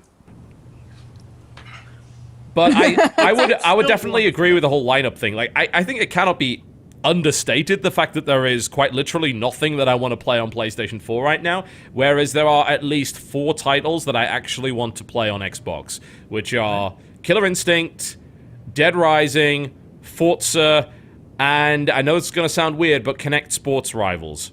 That sounds weird. That honestly sounds weird. Hey, Kinect Sports Rivals was pretty fun. Like, those games are alright. The jet ski looks cool. Yeah. There's some really weird shit going on with that, but they're actually kind of fun. They're dumb, casual bollocks, but they're kind of fun. And I'm interested to see how good the Kinect 2 is, assuming that it even is, and like how accurate it is. It's always a piece of technology that's interested me, but it has been a gigantic pile of wank ever since launch. There's been nothing worth using it for. Yeah. Did you see? I think maybe actually even Dodger covered this on her amazing Polaris show that Apple acquired the Kinect company, the company that makes the software. Yeah, they bought for the Kinect. company that originally made the Kinect software. Lol. So that's a whole thing. How the hell did Microsoft not own that company? How did that happen? They had like a deal, like a partnership deal, Okay. for like a certain period of time to do certain things, and then they separated again. And then Apple was like, "We're gonna buy you," I guess, so that it can be involved in like tab. Who knows? Let's- Who has? Here's the Maybe thing: the Apple will TV, now know maybe. everything. Yeah. Oh, Apple Apple will now know TV. everything. You. Whoosh. There is also Crimson Dragon, by the way, All which that. has been getting some mixed reviews, but I still want to play it because it is a spiritual successor to Panzer Dragoon, which, you know, is something I really liked. Even though it'll probably be horrible, I'm gonna play Rise and love it. Oh dear. Can't wait for that. Oh Look, dear. anytime you have ancient Rome with guys who sound like they're just from somewhere in England, it's okay with me. I'm in. That's They're like any game that takes place in Europe, they're British. Yeah. I'm like, It's why like, do well- they have? Why this is happening in Germany? Why is everybody sounding British? It's like, well, eventually they might have been, but they certainly weren't the first few generations. That makes no sense. I'm excited for that game just because, you know, it's something that I want to play, and I'm a big history nerd, so I'll watch them ruin history, and I'll be like, that didn't happen, but it looks awesome. It's definitely alternate history. Please don't expect anything historically accurate. Oh, Good yeah. to know. Oh, yeah. Yeah. Jesse's just pissed. He's like, this was not accurate at all. Oh, no, are you kidding me? What? Alternate history is always better. Always better. That's why I'm so excited for Wolfenstein. Alternate Nazi history? That'll be great. I get to kill him in the Even better. 60s. But the game's not very good. Doesn't even, like, that's what I'm saying. It doesn't even matter. You know, game quality doesn't really matter to me ever. No, But it doesn't. I'll I'm definitely just, give you it know, credit for I that. was really excited for that one because it looks interesting. So I have that on my list of things to pick up, but Yeah. we'll see. I don't think Kinect Sports Rivals actually, no. They were saying on Amazon it was like a launch title, but apparently it isn't, so never mind. Aw. But Killer Instinct, man, that is actually looking good. Are you really excited for that? I Everything I kind of see am about it, I now. get less and less excited. I don't Well, like why. they don't have arcade mode Yeah, it to stinks. start off with. Like, there's no arcade mode. only because play they online want- anyway, so it doesn't concern Six me. So characters. yeah, I guess there's 6 characters, and they don't want to put arcade mode in there until you've unlocked all of the other characters, or they've made all of the other characters unlockable. Yeah, there's 2 more available. and then they'll give you arcade. I don't know. It just seems kind of weird to me. I play fighting games exclusively in multiplayer. I don't care about the single player, so for me, it's okay.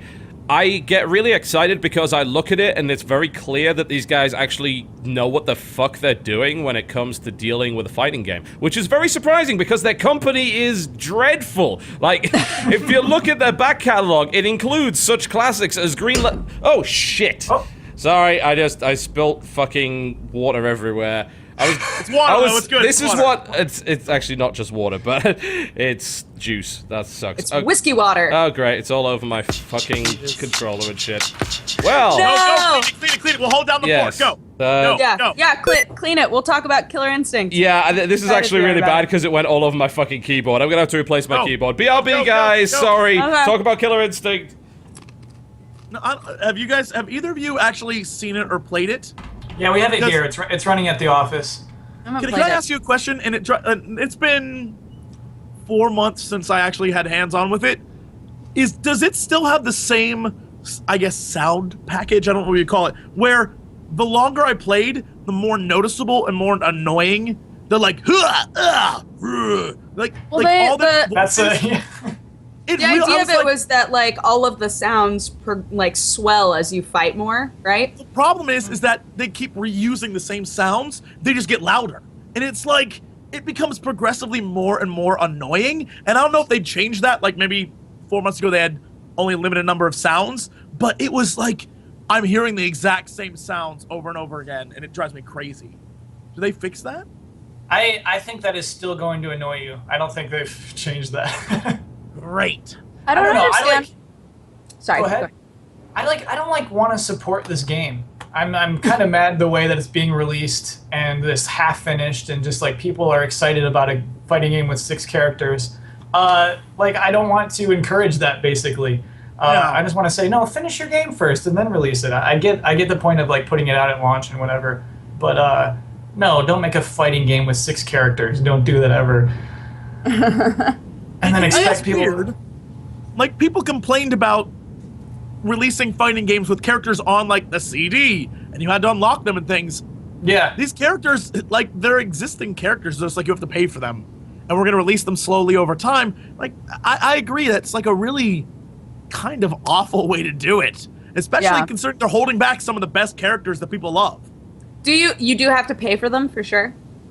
Yeah. Okay. Yeah. I had never double checked that, so I just figured I think you can do a thing where you can like pay like $60 and you get everything that will come in the future. The season pass. Yeah, exactly. Yeah.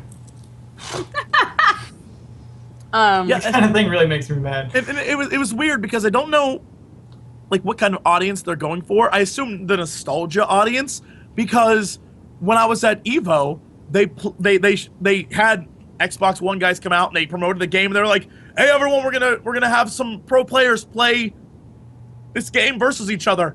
The crowd, like a minute in, was like, "Boo!" Like no one was. No, and then the best part is they kept playing for like another half an hour, and the crowd was just not feeling it. People like got up and left. Like it was, and this was right before the final matches.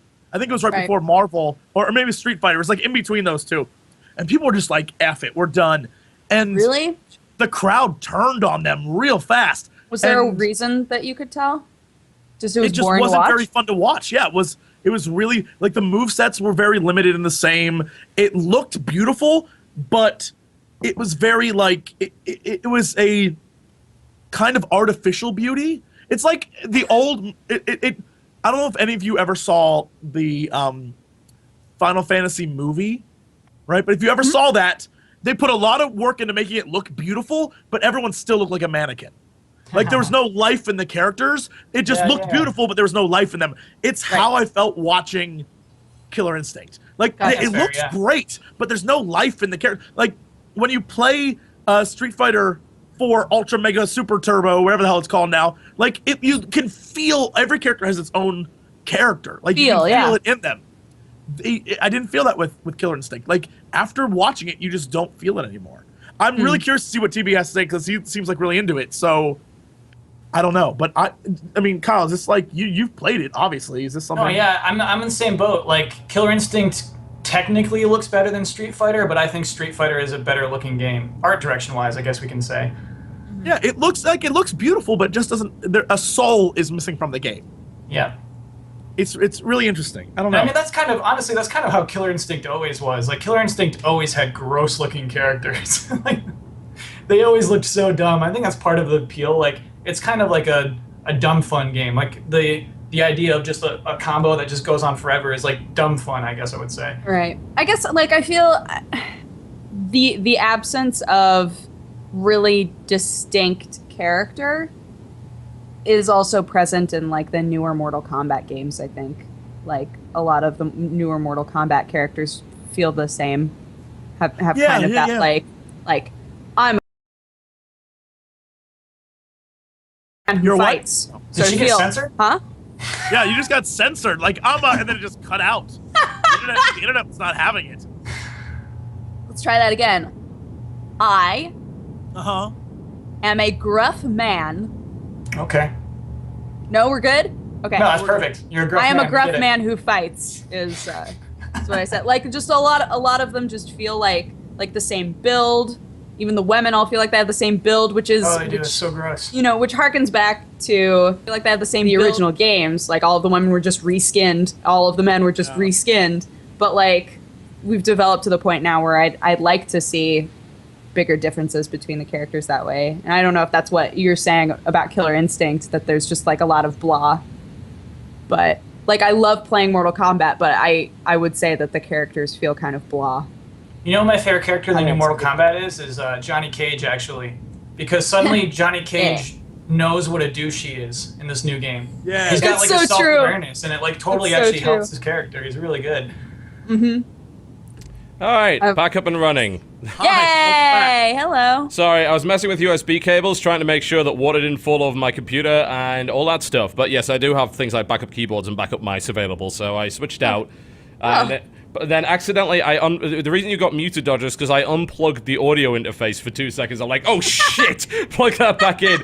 Thankfully, it picked right up from where it went off, which is shocking. I'm very That was surprised funny. Yeah. that it managed to pull that off, but yeah, we're okay. Sorry about that. I emoted too much with my hands and knocked the glass off the table.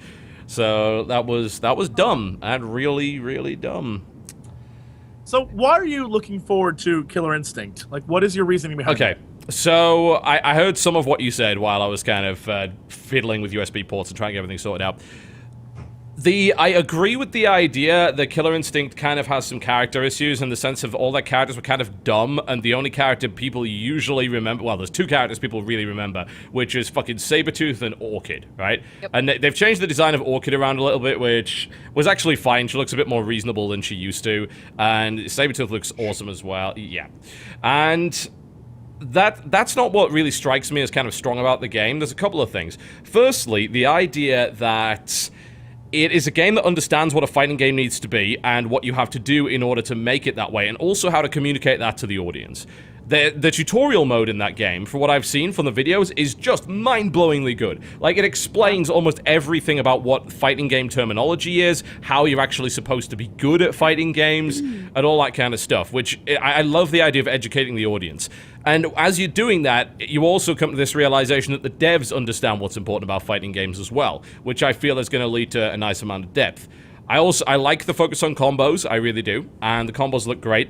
It is graphically impressive, but I would agree with what you said that like the art style is not as good as, say, something like Street Fighter 4, which like has the art style nailed down. It knows exactly what it wants to look like. This is a little bit, we're gonna make it shiny because we can, and because we're next gen, and we really need to be shiny and things like that, and the backgrounds are a bit busy as well. They could end up interfering with your actual visibility of the fights, because there's so much going on in the background, like a big hit will cause shit to happen in the background and stuff like that. That can be a bit problematic.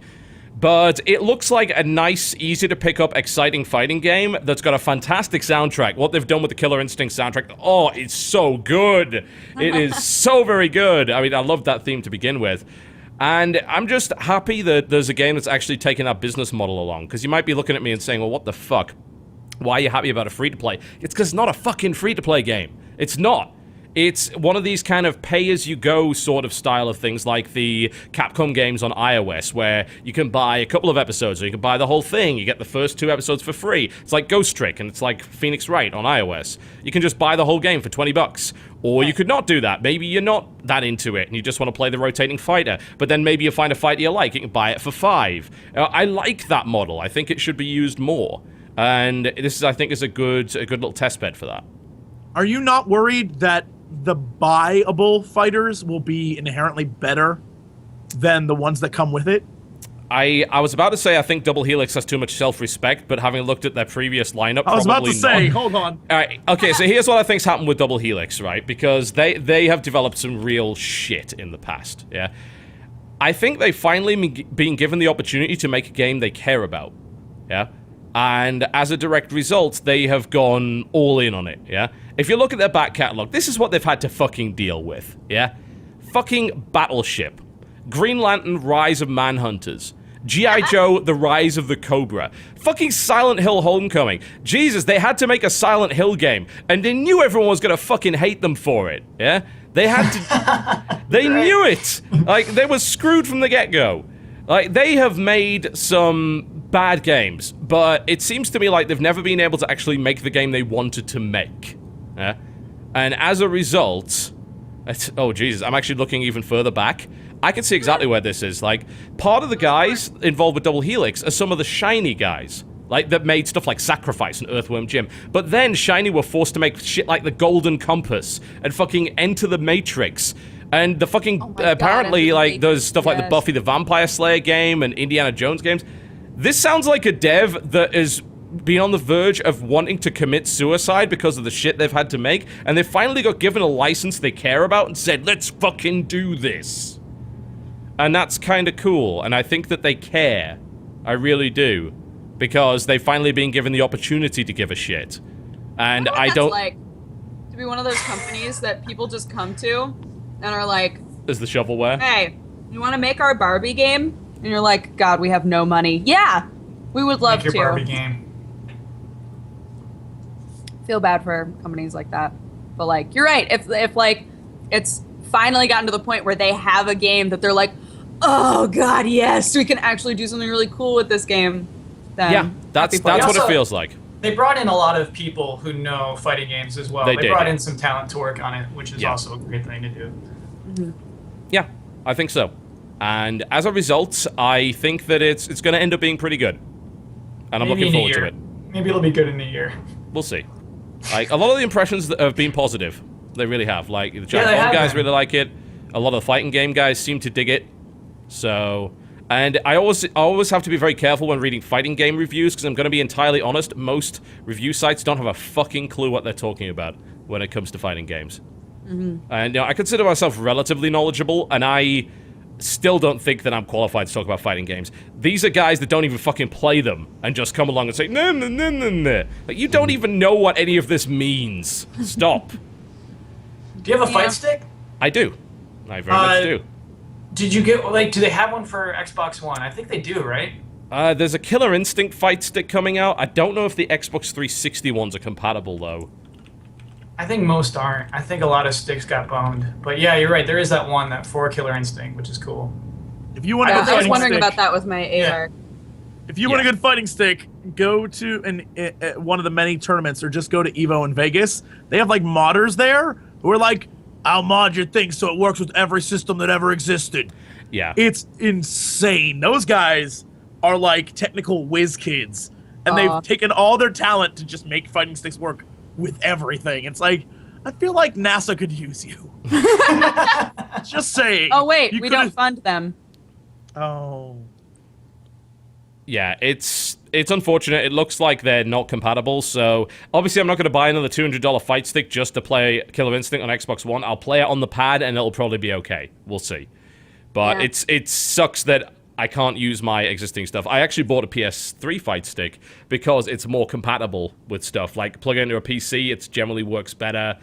And as a result, I was playing a lot of my stuff on PS3 anyway. I was playing stuff like Injustice and Mortal Kombat on PS3, so it made sense to get it for that. But yeah, I mean, I like the look of it. I do. I think it'll be pretty good. Probably won't be the best fighting game in existence, but it'll be good for a laugh.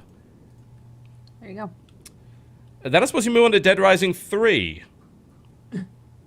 Now, Jesse, you had some qualms about this, didn't you? I mean, from the get-go, the best part about the Dead Rising series is how ridiculous it is, and how they took it even more ridiculous. Like, that's one of the things, and a lot of people were like, man, it's not Saints Row anymore, but I enjoyed that Saints Row went off the rails. I like that they said, there's no way we'll ever compete with Grand Theft Auto. F it, let's just have fun. And I like how Dead Rising as a series was just, it got progressively sillier. And this is them saying, we're gonna make it super, like, bro serious and, like, gritty, but, you know, there's funny things in it too, guys. I don't like that. It could turn out to be a fantastic game, but first, like, just on appearances alone, I'm like, I'm not gonna pick it up unless the reviews are like, this game is amazing. Like, I just have no reason to, because I just don't think I'd be pleased. Anything about Dead Rising, really. So Dead Rising is just a game that has hundreds and hundreds of zombies Yes. that you have to fight with funny items. You have like cool weapons that are, you would use you can use a bucket, and you can put it on a zombie's head, and you can combine weapons into interesting things. The main character slowly, progressively became like the Dead Rising universe's Ash from Evil Dead. Like he became that kind of. I was hoping you were level going to of say Pokemon, and I was like, no, he became like that level of over the top hero. Oh, you mean Frank West? Yes, yeah. Yeah. Frank West is great. Yeah. This new Frank guy, West who cares? became like all these characters, like they went over the top as time went on. It became very cute and funny, and by the time they got to like the redo of Dead Rising 2, whatever that one was called, were Off the record. Off the record. Yeah, by the time we got to there, it was just real silly and funny. It was quite silly. It was very good. And I wish that they had kept on that path, just taking it to like, you know what? It's violent as shit, but you can dress up in like a tutu and murder zombies with a guitar, and it's hilarious. You can still do that, though. I know, but this time they're like, we're going to make it more gritty, serious. It's more brown. That's the main problem with it. It's fucking brown, which is... if you played the first two games, the first one was set in a big mall. Yeah, very much. Yeah, it does. It was set in a big mall, which means that you've got all the trappings of your cheesy, traditional American mall, yeah? So you've got all sorts of wacky shit. And then the second one was basically set in kind of Vegas, yeah? And as a result, once again, colorful, off the rails. The casinos. Yeah. And the third one was like, a city. Like, what? You're right. Guys, what? No. You could have set it in Disney World. What the fuck are you doing? Set the whole thing in a giant theme park. That would be incredible. It sort of ruins it for me, is that they kept going over the top, and it was it was colorful to look at. The zombies were all just ridiculous. They weren't like your normal, just like zombies. They were silly as shit zombies, and it was fun killing them. And you literally use anything to murder them. And while I'm sure that's the case with this one, so far I'm just unimpressed. And even what I saw at it was either PAX East or Prime or E3, it was one of the two, I was still just like unimpressed. And so if it turns out to be great, sure, I'll give it a try. But I have no desire to just, I don't know, everything I've seen have been like, this isn't what I liked. So I don't know. Make it so that people can mod it. Yeah, good luck with that. Turn the world into flowers. Yeah.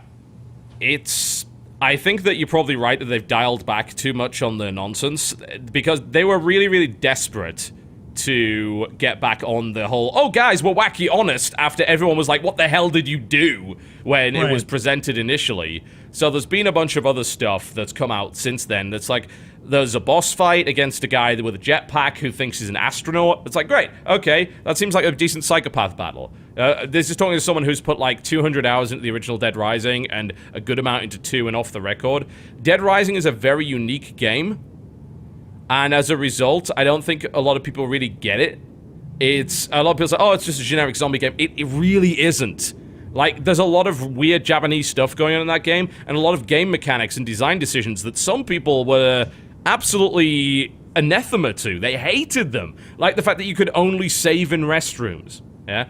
And they were like, oh, that's a terrible idea. But it's not. It's amazing. The reason it's amazing, not only is it hilarious, but it's also a mechanic that is designed to put risk into the game. It's kind of like the bonfires in Dark Souls, yeah? But it also, unlike the bonfires in Dark Souls, allows you to learn the layout of the area, because you've got to learn where the restrooms are and everything relative to that. So you're kind of like striking out from the restroom, and the further you go, the riskier it gets. Because it's like, am I going a bit far away from a save point here? Am I going to lose progress? Is this going to get really bad for me? And it also had this idea of persistence. You have to die, yeah? The whole game is designed for you to die from the start. Like, you maybe won't even make it through the first time, but you come back leveled up. So you eventually get better and better and better, and you gradually you explore more of the mall and the environment, and you will learn out how to craft different weapons and find the different secrets and things like that. And it was such a cool experience of exploration. And I'm just a little bit worried that they might have killed that. And if they have, and turn it into sort of a generic, just slaughter zombies kind of thing, then I'll be a bit disappointed. Because the real enemies in that game were not the zombies. Yeah, they were obstacles. The real enemies were the psychos. And the Psycho battles were what made that really cool.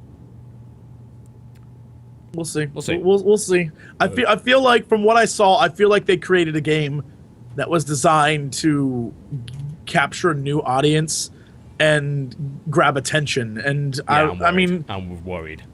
yeah. So we'll see. Yup. I am definitely concerned about that. Then, of course, you've got Forza, which is, it's a racing game. It's Forza. It'll probably be good. Yeah.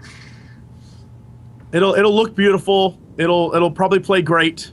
If you have, the capacity to handle constantly racing to get, gotta get money, gotta get parts, gotta, it's just a grind. It is car grinding the game. Yeah. I've gotta ask, Kyle, which of these games have you had a chance to play so far, if any, and which ones are you looking forward to? All I do is observe, and so I've observed all of them. All of these big exclusives of Killer Instinct and Rise and Dead Rising, and what is it? There is a fourth one, isn't there? Oh, Forza. Which I have the least interest in, to be honest, because it's like, it's a racing game. Really nice looking cars on very ordinary looking streets. Yeah, that is what that game is. Pretty much. You just described every launch title racing game ever released. Yeah, you're right. Yeah, when do we? I mean, even like Ridge Racer is a little more arcadey, I guess. I'm not sure. But Ridge Racer. That enthusiasm. Do you think kids even get that today? I bet the kids don't even get that joke now. I don't even think they get the giant enemy crab joke, which makes me very upset. You know what? It feels good seeing it as achievements and things, though, because you're like, I get that. Yeah. I get that. I understand this joke. I understood that reference. Yeah, Rise is interesting. I mean, it's one of the few new titles, new properties on any console. It's Rise and Knack basically, and so I think most of the people watching this would prefer to play Rise over Knack. But no, you're right in that it's a good first party launch lineup. I think we all have our problems with all of those games, but in terms of diversity and they're generally good games. We'll all have things we hate about each one of those, but good job making them ready for launch, I guess.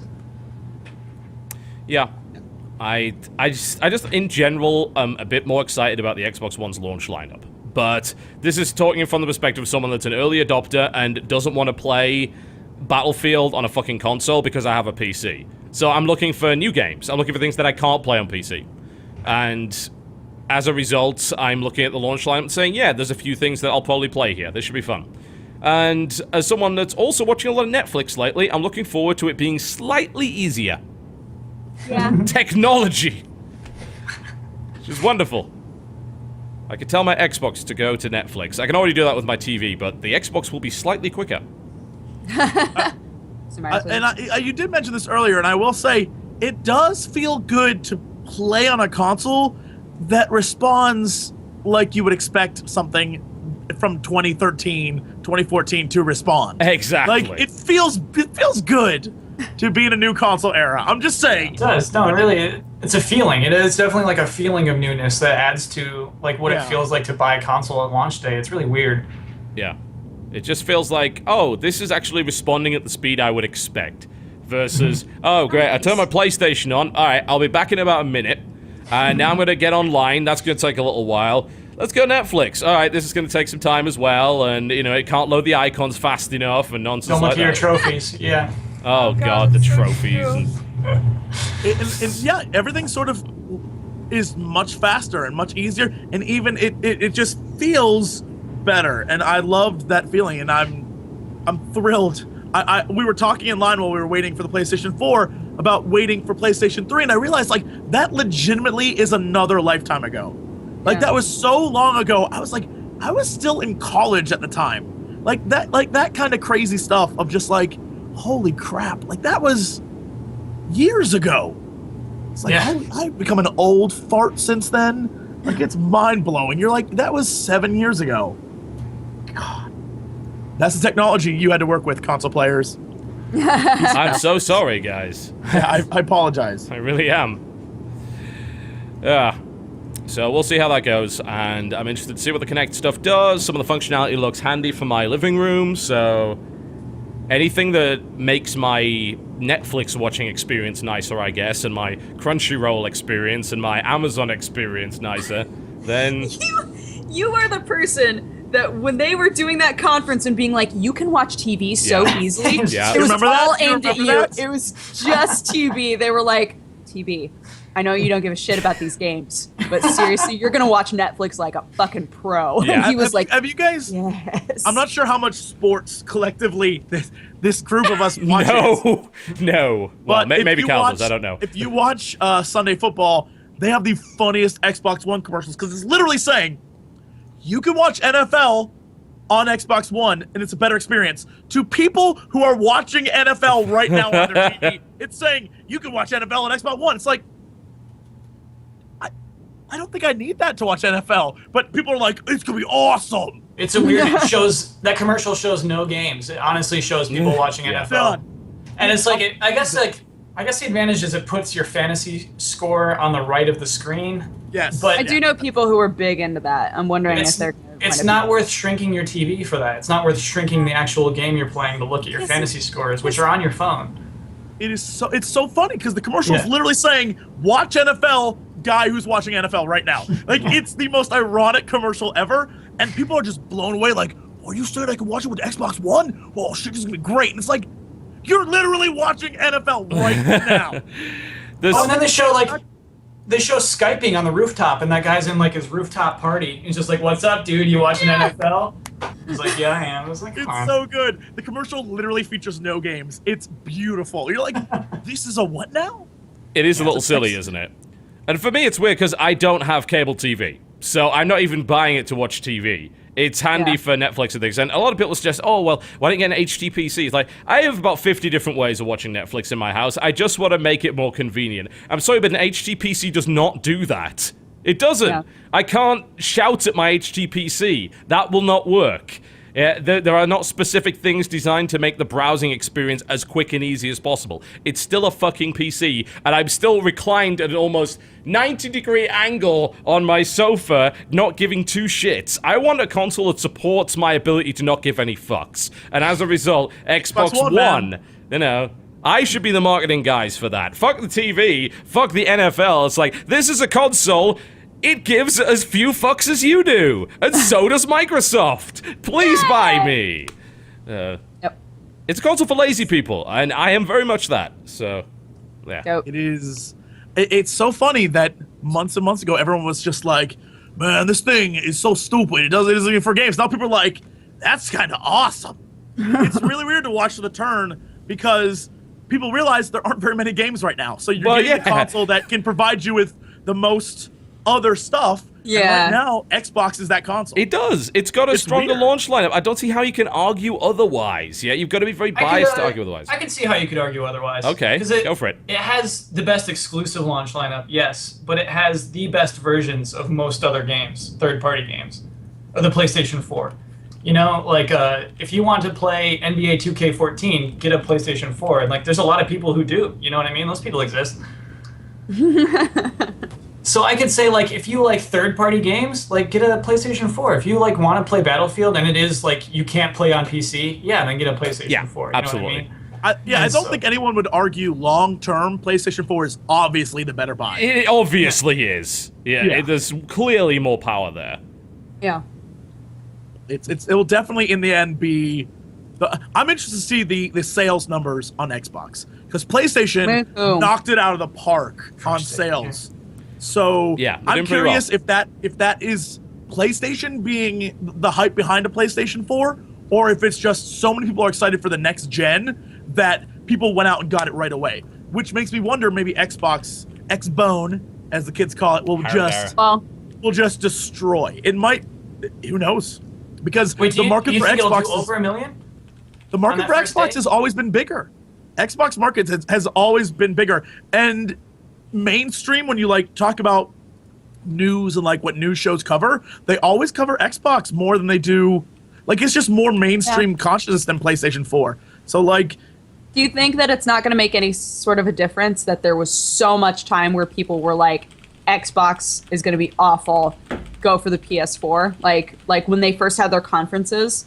I think we talked about this at the time, and I think I said that the consciousness of people, like, and this is like it's the same thing in politics. We forget shit real quickly. We do. And so we can be up in arms about something 4 months ago, and just it will slip our minds, and people will just move on because there's other more important things in our lives than caring what happened at an Xbox conference 4 months ago. And so I feel like a lot of people, half the people probably didn't even know, didn't even care, and the other half got over it real quick because they're like, "Oh man, I want this new game. It's only gonna be on Xbox. All right, I'll get it."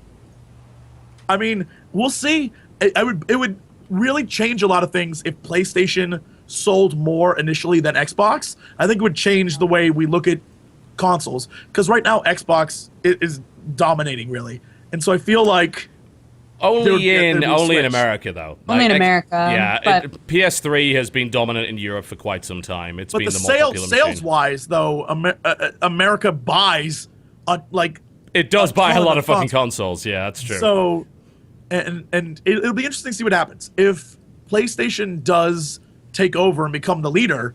Then that would change. That would change a lot. And so, who knows?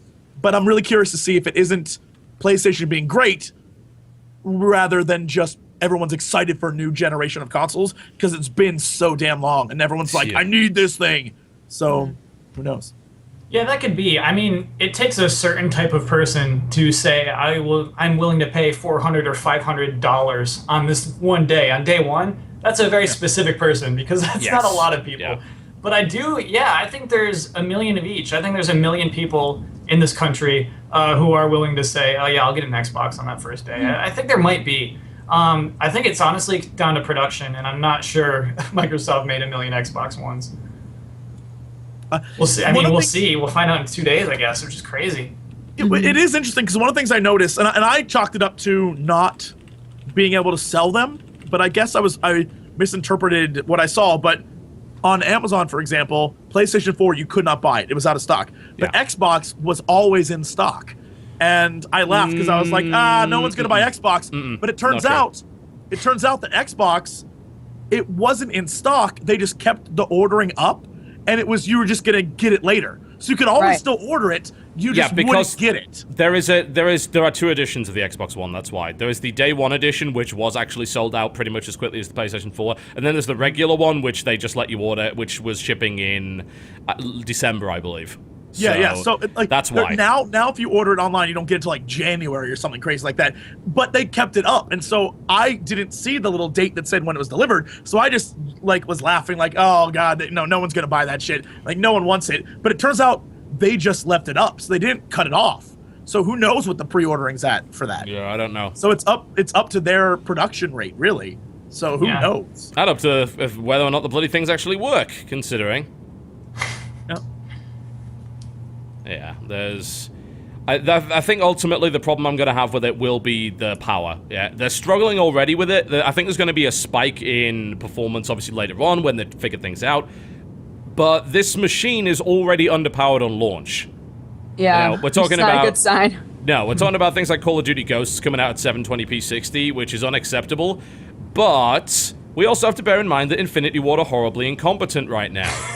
So that might have something to do with it. It may be that the machine is totally capable of 1080p 60 on something like that, but Infinity Ward apparently can't get it running on two fucking Titans properly, so I bet they can't get it running on that. So that's a concern there. But if it could drag things down, if this becomes the dominant machine, I hope the PS4 does. I really do. And because it's just got more horsepower. And if the Xbox One does become the dominant machine, and we end up getting shitty ports from that, and it holds gaming back for fucking 10 more years, then yeah, I'm going to be pissed off. Because in 10 years, yes, we will have 4K TVs. We will. We're not going to have them in a year, but we will in 10 years, we'll probably have upgraded. And at that point, everything's going to be so far behind. I can already do 4K on this machine. I want that. I want just to move things Minority Report style. I want that so badly. Well, to be fair, if you want to do that, then you've got the Kinect. But I'm just. I want the screens. I'm just I want worried. the screens in front. I want to move them like whoop whoop whoop. Oh, okay. I'm just annoyed. I think in the end, I think it'll be proven that PlayStation is it's just a superior gaming device, because Xbox has said from the beginning they want it to be an all sort of machine. It's games plus it's your entertainment thing, which is great for an all sort of thing, but you know, jack of all trades, master of none kind of deal. Like, it'll have everything, but it won't be great at anything. And I feel like the PlayStation has the potential to be really, really, really great at gaming. And so if you're a gamer, that's the one to get. And I think we'll all stick by that because it seems like the better product in the end. But by that logic, there's definitely a big possibility that Xbox will beat PS4 in terms of how many people buy it overall, because there are going to be more people that are like, well, I mean, I like games, but this is a lot faster, or this does this a lot better, or etc. That's what we said when we were sitting there with the launch, when we watched their press conferences for E3. Like, I mean, I was like, this is, if you're in the frat house, this is the one you get. The bros will eat this shit up because it is bro candy. And Xbox One is made for mass appeal. As long as there's no bro can. Haha. Oh, nice. We got that eventually. Good. We got it. Good. Took a minute. Carry on. Carry on. I guess what I think, though, is, like, if those bros hear that, like, Madden is better on the PS4, like, will they switch? Will they go, oh, I want the best version of Madden? Maybe. I don't know that the layman cares as much about the difference between 720 and 1080. I think they don't especially care about considering a those lot of them don't numbers. have 1080p televisions yet. So that's a concern. Yeah, I think all you hear is that word better. I think that, I don't think they care about 720, That's true. 1080, but I think they care That's about true. which one is the best one, you know? And I think that might actually translate to the masses. Maybe less better visually, but better as in, like, if I'm playing an FPS, I have the potential to become better on a system that is, 60 FPS or whatever. Like a game, like, I can kill more people and I get, like, free betterness points by playing a game that is, it's easier to play on. Things like that, that would lure people more than just, like, it looks prettier. Because I don't think a lot of people technically care too much about that. It's nice to have additional functionality. Yeah. It really is. And I think we shouldn't discount that because, yes, you can set up an HTPC, but this is something that plugs in and goes and does a lot of useful shit. And you can also play some games on it, and there's some decent exclusives that you might want to play. So consider that. That is a big deal. But in a few years, it might be shit. So it might just end up being the Netflix box in a couple of years. I mean, that's the danger with all of them. Yeah.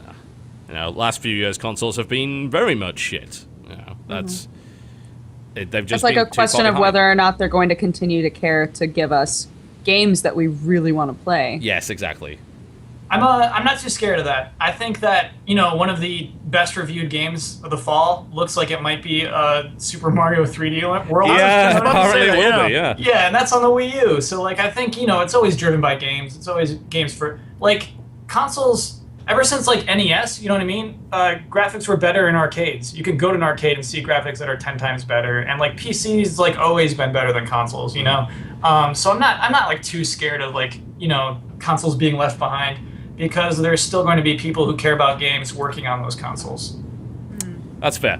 And I still just want to play good games, and there are things that I will willingly put up with to do that. Yeah. But I still fucking hate 30 FPS, and people should stop pretending that's okay, because it's not. Just saying. Yeah. But yeah, it's funny you should mention the Wii U, actually, which has been quietly trundling along. It's like, oh, launch titles, that's cute. Here's a 93 Metacritic game that we just fucking brought out. Like, whoa! Yeah. Yeah. And the only I'm so reason it's excited, not like yeah. 98 is because The Escapist drug it down with an 8 out of 10. Oh no, The it's 8 out of Escapist. 10. And it's one of those things where it's like, it's just straight up, like, it's Mario. They went with tried and true, and everyone's like, oh no, we like this. It's The crazy. hams. Yeah. Yeah. Awesome. Like, the console still doesn't have enough good stuff on to justify it, but, like, a couple of good hardcore games, Wonderful 101 and Monster Hunter 3, and... It's like, it's my Monster Hunter machine. Yeah, that's what it does, I don't do yeah. anything else on it. Yeah. But And apparently Skylander Swap Force is very good, but I'm not buying $300 worth of plastic toys to play it. So Or even 70. Yeah, even like to hop in, you have to pay 70, I think. yeah, it's a bit harsh, isn't like- it? Yes, it doesn't quite have enough games to really justify getting that machine yet. Mine is still sitting, gathering dust, and eventually I will use it to play through the Wonderful 101, and I might use it to play some more Monster Hunter, but that will probably be about it. And it's crazy that when you think about like the hardware, like some of the hardware in there is really impressive. Not all of it, mind you. No. Yeah, not all. But some of the things they put in there are like really creative, and it's like this is like some of the things that are with the Wii U are great. It just suffers from like no games and really poor ass marketing. Otherwise, Yeah. I think a lot of people would give it a second look, but Nintendo's not doing their job over here right now. So who knows? Well, yeah, and you've got to convince the third parties to give good games as well, because Nintendo alone will not keep a machine alive. I'm sorry, it won't. Yeah. So, and Ubisoft got burned hard on their commitment to that. They were like, yeah, we're totally committed to this. And it's like, none of our stuff sold. Oh, God. Yeah. And it's not That's like they really made a bunch of sad. terrible games. They didn't. Because what they did Zombie U. They Which was did a all Rabbids right. game.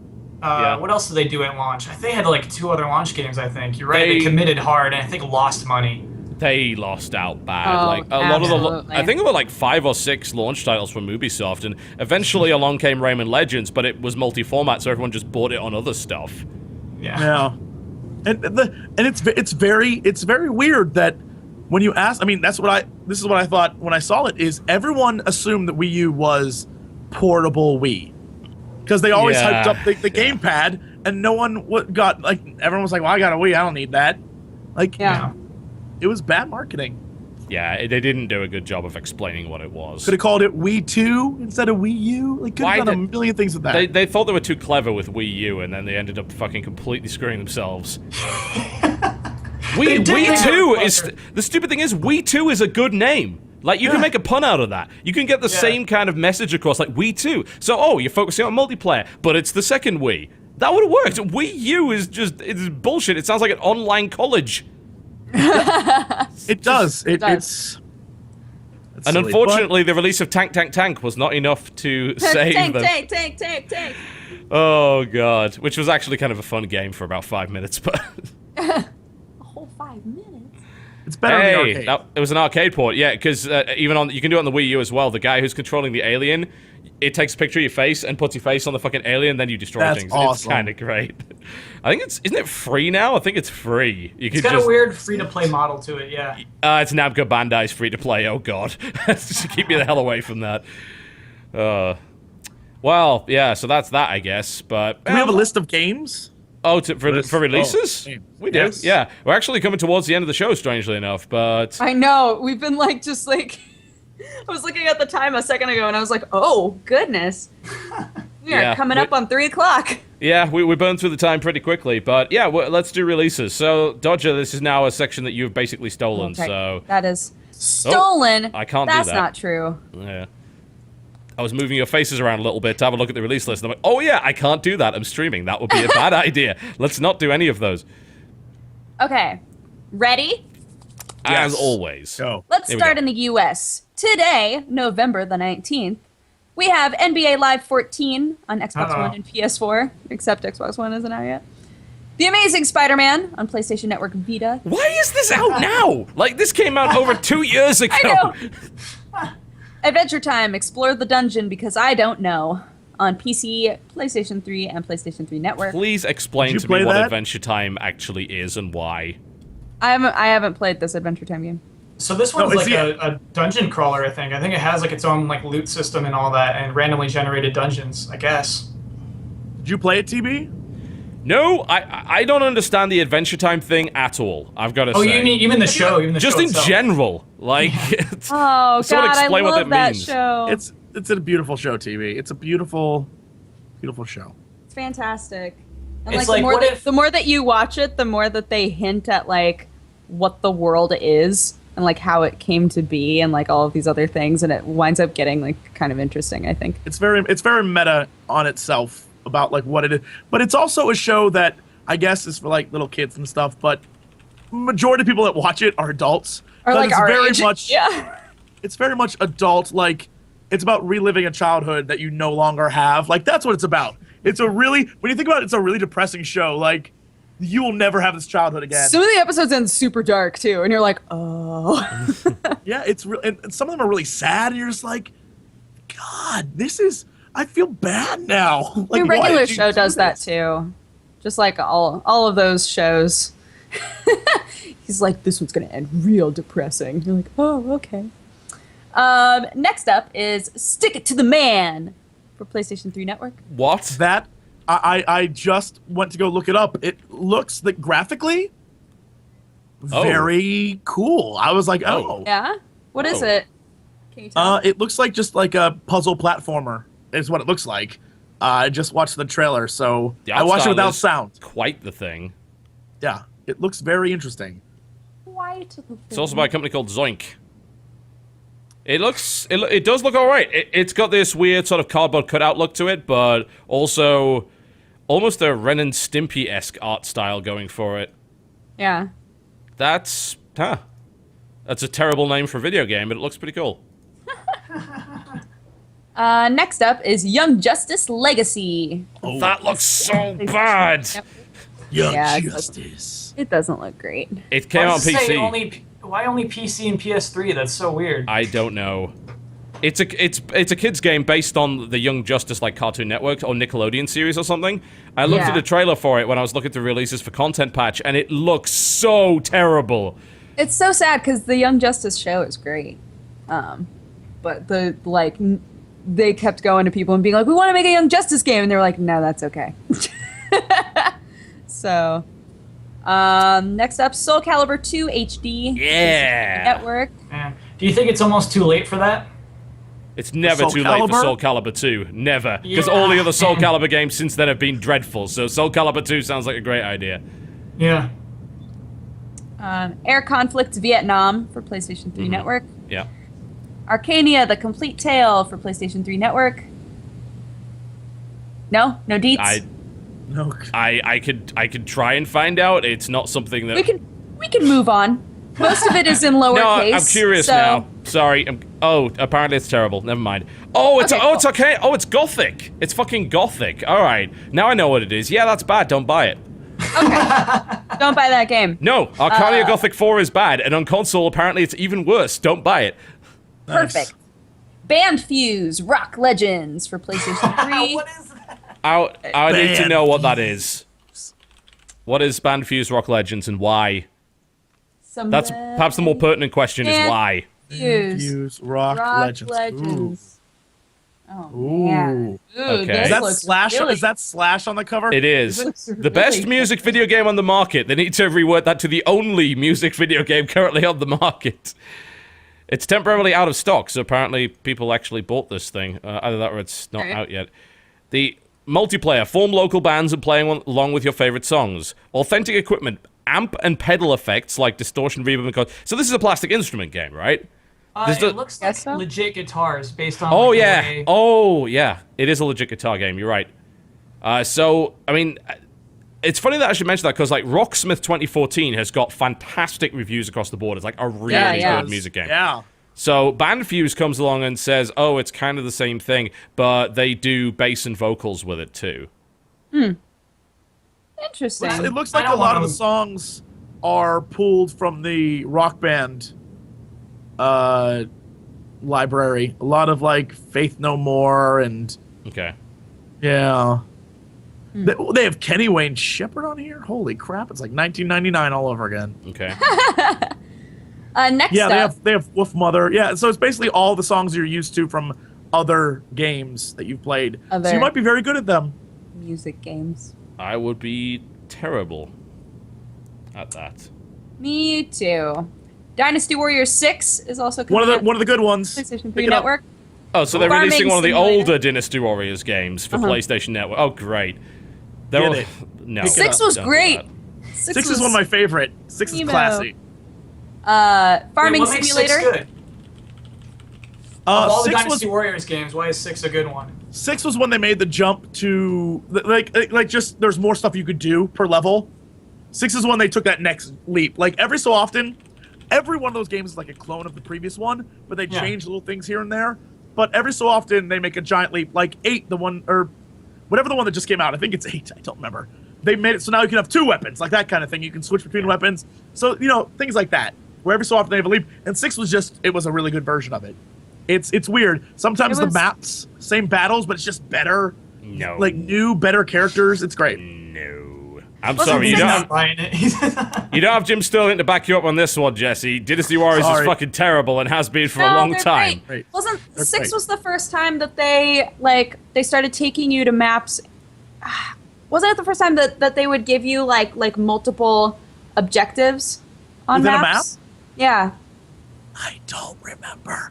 They all blur together. I'm gonna be real honest. The only difference I remember is it was either 5 or 4 was the last one where they gave you like 12 million characters.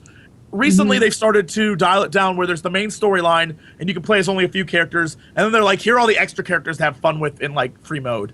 Yeah. But originally, it was either 3, 4, or 5. One of those. It was literally like there were like 12,000 characters and each had its own story mode.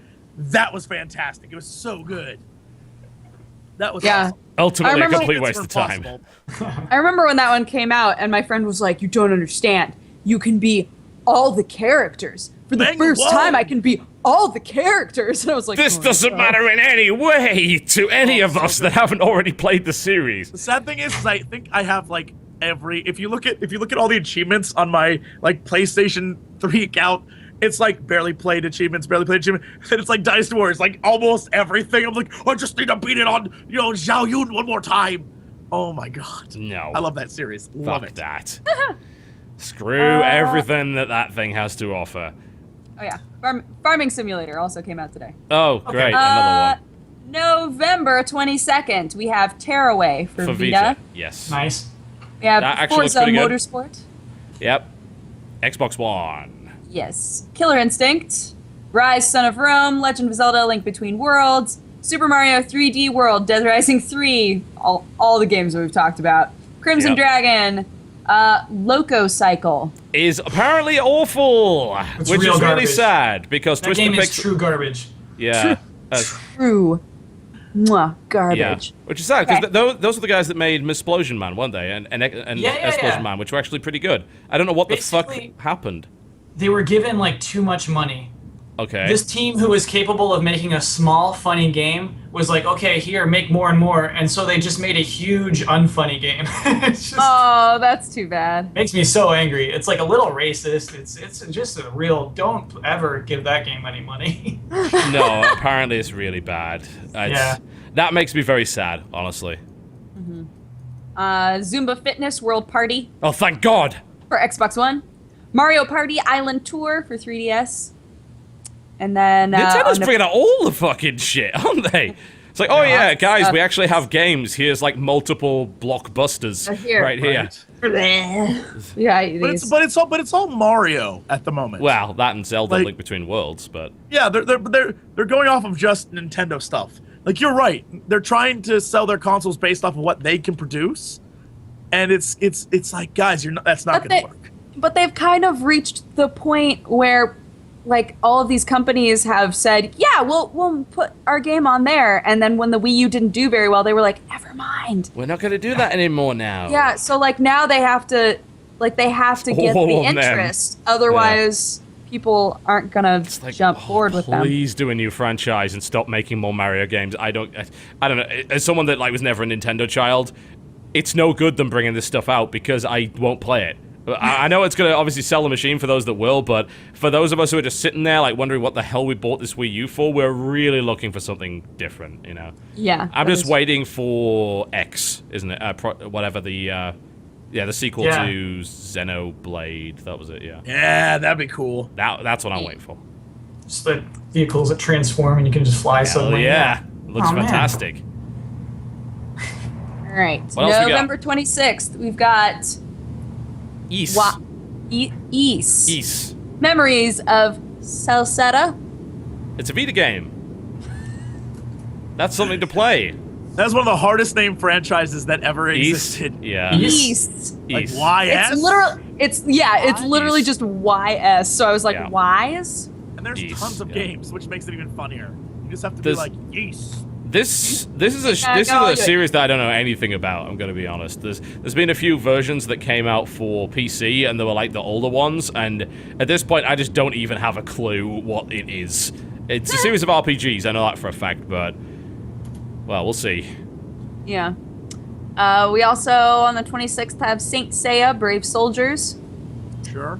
Okay. There's that. We have That's the Tiny thing. Brains, which a lot of people have been excited Fucking for. good Tiny Brains game. is cool. Tiny Brains. Yeah. Hyperdimension, Neptunia Victory. No. Nice. No. What are these? And on the 29th, we have Flow and Escape Plan. All right. Both So they're PS4. porting those to PS4. Yeah. Alright. Yeah. Okay, in Eastern Europe, we have on the 20th, Stick It to the Man, Yes. Boom. PlayStation 3 Network. The 21st, you guys get Battlefield 4 and FIFA 14. Xbox One, PS4. Yep. On the 22nd, we have Assassin's Creed Black Flag for Wii. Delay. Oh no. And- It's so annoying that they've done that. Yeah. So basically, they have to wait till Friday on a lot of these machines to get it, which is kind of silly. Yeah. When and does, also, When huh? do these consoles launch in Europe? The Xbox One launches the same day in Europe as it does everywhere else. The PlayStation cool. 4 is a week afterwards. So Wow. basically, it Okay. comes out on the 29th. Yeah, I was gonna say it comes out 10 days from now. Yeah. So. So basically, the US are beta testers for this brick. So hey, there you go. I'm sure those will have the same exact problems. I have a feeling you're right. Yeah, they're not going to fix that quickly. Tearaway is also on the 22nd on Yeah. Vita and PlayStation Network. Rise, Son of Rome on Xbox One. The Legend of Zelda: Link Between Worlds on 3DS. November 27th, we got Hyperdimension Neptunia Victory. Thank God. PlayStation 3. The 29th, Killzone Shadowfall for PS4, Resogun PS4, Warframe PS4, Putty Squad PS4. What the fuck is Putty Squad? Because that is No not idea. on the US lineup. What is Oh, I'll tell that? you my On, dream. I'm in. I hope that's a game where you get to play as the putties from Power Rangers. I was literally Hang on, thinking what that the to myself. fuck? That'd be cool, and you're a squad of them. Gosh. Putty squad. Putty That's Squad. Oh, Putty it's- Squad is a 1994 video game. Yeah, it was on the Super Nintendo, right? Yes. And it was on Amiga as well. I knew I remembered it from somewhere. It's like, that is the Amiga art style. What? Yeah, they're remaking it for no apparent reason. And apparently it's coming to PlayStation 4 in the EU. And it's coming to... Let's see. Yeah, they announced this over 3 years ago. What is this? What? The art looks so bad. I don't understand. That's What? an EU I do exclusive. not. Why is that? Eurogamer has witnessed the power of the PS4 with this Putty Squad remake. I'm in. I want to watch this video. I- What is I do Alright. too, actually. That's so funny. Yeah, I'm linking it to you. I'm linking it to you. Oh yeah, there it is. I'm currently not set up to show video, unfortunately, but yeah. Oh, Jesus, this looks awful. Oh, wow. Yeah. It's one of those, hey, you know those really nice Amiga 16-bit art styles? You know those? We're not going to do that. Wait, it looks exactly like an old Nintendo 64 game would look. It actually dude, it does. is. I think there's What? something novel to that, I guess, but boy. Oh, dear. It, not- it looks like Donkey Kong Country levels of graphics. But without does. any of the charm of Donkey Kong Country, right? It totally does. What is this nonsense? This... That cat. I hate that cat. Exclusive gameplay. Yes. Just out of nowhere, that fucking cat. This is an amazing. This Good is discovery. this is too hot. This is too hot for America. Oh, this... Can't handle this. Oh, wow. This cannot be... So the Daily Mail has an article on this. Those of you who don't know what the Daily Mail is, they're one of the most hated newspapers in the UK. They're really bad when it comes to games because they're a bunch of horrible hypocrites and they blame Call of Duty for all the deaths ever of anybody. So that's a problem. I'm reading a Daily Mail article right now about Putty Squad. Here we go. What better way to kick off the new generation of video games with one of gaming's best-loved characters? Yes, Putty Squad. That was what I was thinking of. Like, What? Are they being sarcastic, or are they... no, genuine? the Daily Mail isn't capable of that. So, Is this British humor? Is this British humor? no, 'Cause I don't think get so. it. Regarded by many as one of the best games of its time, you play an unlikely hero called Putty out to rescue his kidnapped friend. Who wrote this? What? This... I'm convinced that the gaming part of Daily Mail is full of a bunch of stuff that think, right, the editors are like 65. They have no idea what we're writing, so let's just write anything. Yeah. There is no explanation for how silly this article actually is. This game looks 15 years old. I need it. Now I need Putty Squad, though, is the thing. Now I need this. Right? I know. Now that we've talked about it enough, I'm like, Even well, we the all- menu screens bring a smile to your face, he says. Whether it's watching a band of enemies play music or traversing the Mario Galaxy-style level map, every inch of Putty Squad has been given the love and attention that made the original such a success. I don't even remember the original. Me neither. This is incredible. Oh my god, I think we've stumbled upon a conspiracy here. There's just a gigantic astroturfing campaign for Putty Squad in the UK. This is amazing. They were like, we will give you this many dollars dollars. if you call us one of the most loved games of our time. You realize this is a game that was developed for Amiga 1200, Sega Mega Drive, and MS-DOS, but the ports were ultimately unpublished. As in, they never came out. They only released a demo on DOS and Amiga, then never released the game. If there was ever evidence for the existence of the Illuminati, this Putty is Squad is Their- it. Their hand is at work. They are trying to promote this game. There must be some serious mind control in this. There's some clues in there. I bet there's clues and hints all through it. This is how All they these communicate. It's through Putty Squad. Pyramid eyes everywhere. And it goes back further, guys. Trust me, this rabbit hole goes deeper. I'm looking at some of the quotes on Wikipedia for some of the reviews at the time. Amiga format. Steve McGill, September 1994. Putty Squad is the best platformer that I've played for a while. The graphics are absolutely lush. The animation is top-notch. The gameplay is perfect. Amiga power. We play games all the time because it's our job, but if there is one thing guaranteed to ruin our day, it's another bland platformer. Just when I was beginning to think that every forthcoming platform game was going to be terrible, Putty Squad came along and restored my faith in the future of video games. Wow. This conspiracy goes deep, ladies and gentlemen. I'm waiting for you to read a review. It's like Acorn Archimedes reviews. It's like by Barack Obama, and it's like, oh my god, and it all comes together. He made that review. Now he's president. 20 years in the making was this conspiracy. I mean, no, seriously. Apparently, it was okay on. I mean, it's weird though because it was never published on Amiga. Like, it was. This is the conspiracy. It was reviewed in Amiga format and Amiga power, but was never released on Amiga. That is insane. We're through the looking glass here, people. You have no idea. Look, we are in if we're all uncharted dead territory next now. week, you know why. You know why we're all dead. You don't say that about Putty. Big Putty comes along and silences God. us. There are putties under all of our beds right now. Just waiting. I don't understand. This is so silly. How is this even? How did this happen? Look, the minute this podcast is over, go watch the video gameplay of this game and tell me it doesn't look like it's from a 15-year-old machine. It makes no sense. You could write the same review about the old game. I'm watching something I just don't believe right now. This is insane. Like, I gotta check the Wikipedia edits just to make sure some viewers didn't just write this just to fucking make this happen. Is this like a joke that we just don't get? It's got to be a prank. There's no Is way this like Putty one of Squad those? is real. Is this like a hipster thing that it's so funny to guys wearing like overalls over a flannel suit? Like what? The original Putty Squad game was neck called Putty, tattoos. by the way, and that was out on Amiga, the original. But this is not the Oh, review okay. we're talking about here. I was gonna say, Yeah. this is weird. I wonder if it was like, it maybe had a different name, but the article doesn't say anything of the sort, so... This is a real mystery right now. This is really creepy.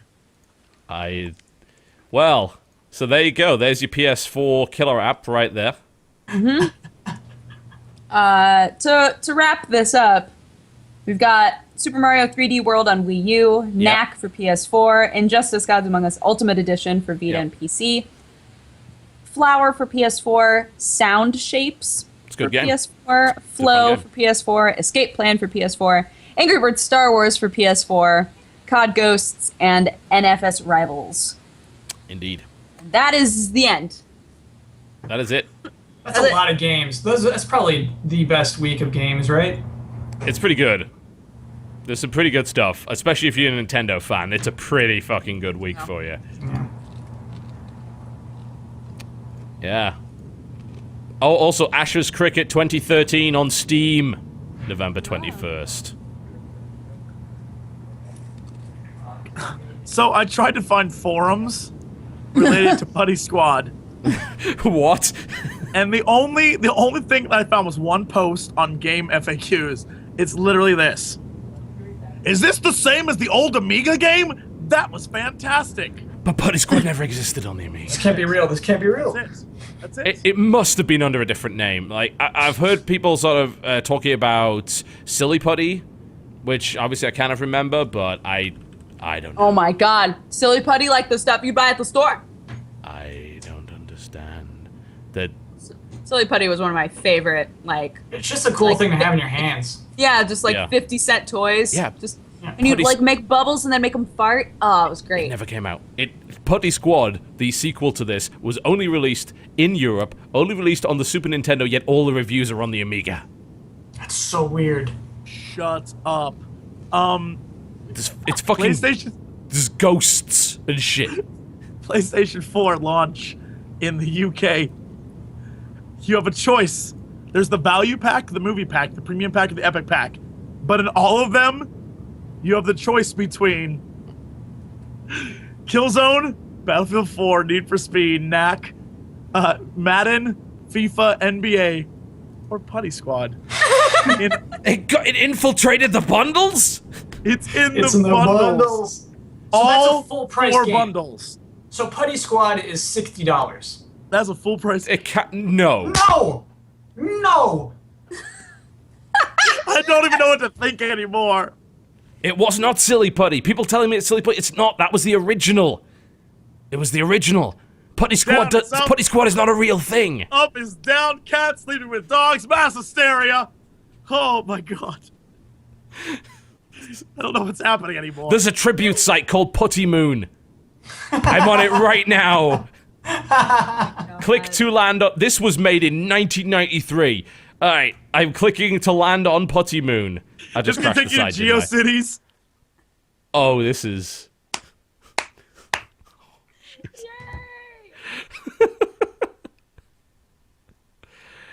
Well, that's crashed. Oh. All right, I think we should round up the show, as always, by giving our guest the chance to plug his stuff and, of course, talking about what we're going to be doing this week. So, Kyle, tell us what exactly you do, where we can find it, and what you've got coming up in the next couple of weeks. So I work at a website called GameTrailers.com. Indeed. We do videos all week long. I got a weekly show every Wednesday called The Final Bossman. But, we do other stuff. Friday, we're live streaming the Xbox One for 6 hours, so that'll be fun. Oh, and then after that, we're live streaming the Nintendo games, and we're going to play through the entirety of Link Between Worlds, so that'll be really fun. Guys, go to Game it's- Trailers. Help them out. They're a small website. They're just getting started. Yeah, nobody heard of them. Help them out. Help them out. They need it. They need it. But I mean, honestly, like a lot of people I'll talk to, I'll say like I work for GameTrailers.com. Nobody knows what that is in like real life, Well, real So life I doesn't always have count. to- Yeah, Welcome so to I the always have internet. to say a site called Game Trailers. I feel like Give them a But little it's, love. Show them some love, guys. They show them need some it. love. Show them some love. Give them a little love. I don't know, but yeah, I don't know. We post all our stuff on YouTube eventually too, so we're on there as well. What's your Twitter? And my Twitter is at Kyle Bosman. Just my Yes. name. KYLEBOSMAN. Indeed. I don't tweet funny stuff that much. I'm not a funny person to follow. Neither on do Twitter, we. really. Just don't follow me, you know? Just don't do it. I'm not real good at it. I wish I were better. All my friends tell like hilarious jokes all day long, and I'll just like tweet a picture occasionally. It's just the same cat every day. This cat. 365 days of cat faces.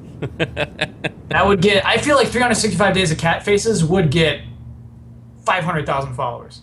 Oh, yeah. Easy. Easy. What am I doing? Get on What it, am I- internet. Yeah. Somebody make it. Don't do that. Oh, goodness. But that's me. That's my site. Go to GameTrailers.com if you like video games and you want to watch videos about video games. That's my plug. There are Boom, sometimes them, and they probably have a better comment system than YouTube, so there you go. Slightly, yeah. Right? Oh, Doesn't take God. much.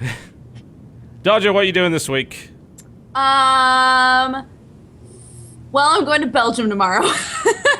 That limits But, things. Yeah, but Jesse and I recorded some Dead Space, so that'll be going up while we're gone. I've got another Adventures of Buttbag going up this week. That's Monster Hunter. And maybe some more Super Amazing Wagon Adventure Turbo. Yes. But yeah, on Coffee Time I'll be vlogging from Belgium. So if you want to see that, come hang out. And my Twitter, my Tumblr, my Instagram, my everything is Dexbonus, DEXBONUS. So go ahead and follow me. Unified branding. No. Jesse Cox. On my channel, it'll be the same nonsense as usual, but just as good as it always is. Wink. And That's I'll fucking probably terrible. do a vloggy stuff from Belgium too, but it'll most likely be just an Eat tuna edited pizza. video. Make a video of you eating tuna pizza. It'll be me with the camera, and I'll edit it together like I do every trip I go on, where it's just Pizza. Dodger, really. Me holding a camera staring at Dodger, and she's like, I'm looking at things. And I'd be like, she's stupid. And that'll be the video. That's That's your that video. is common. How it goes. And then, I don't know, more the same. If you know what's on my channel, look, if you're watching this, you probably know what the three of us do. You know what's on my channel. If you're new, you should go watch it. I promise it'll be good. And at Jesse Cox on the Tweetster and the Jesse Cox on Facebook. Indeed. Mwah. Boop. Buy my awful t-shirt. Just What's saying. awful about it? What's awful about it? It's just awful in every way. Like, there is nothing redeeming about it in any respect. It might be the worst t-shirt you will ever own. Please go buy it. It's available on RodeoArcade.com. You will find it there. I'm showing you it with the power of internet. I'll let you finish. I forgot, though.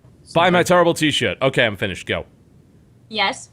Just a reminder, we were asked to give a reminder that GemuCon next August, Oh, yeah. they have changed, they redid the site, and now there's a bunch more stuff there. There's more people coming. You get some of the Yogscast going to be there. Gonna be all sorts of fun, and some sexy ladies are going to be there, guys. And Dodge and I will be there. And more importantly, Yeah. the price is lower than it was. Hold on, what is that? It's a convention GemuCon. that happens in England, and we went Okay. this year. It was great. I had a blast. Yeah. So we were asked back for the upcoming one, and that'll be August 2014. So. If you want to see a really great clip that you can't actually see because it's really dark, watch Dodger and I play Fatal Frame 2. Hilarious. It was really fun. But yeah, that's pretty much it. Yep. So go watch that. Events-wise, I'm actually also traveling to an event next couple of days. I'm going to New York for Red Bull Battlegrounds, which is in the Hammerstein Ballroom. It is a phenomenal StarCraft tournament. 8 players competing for $50,000 prize money. Myself, Day9, DJ Wheat, and Mr. Bitter will be commentating that.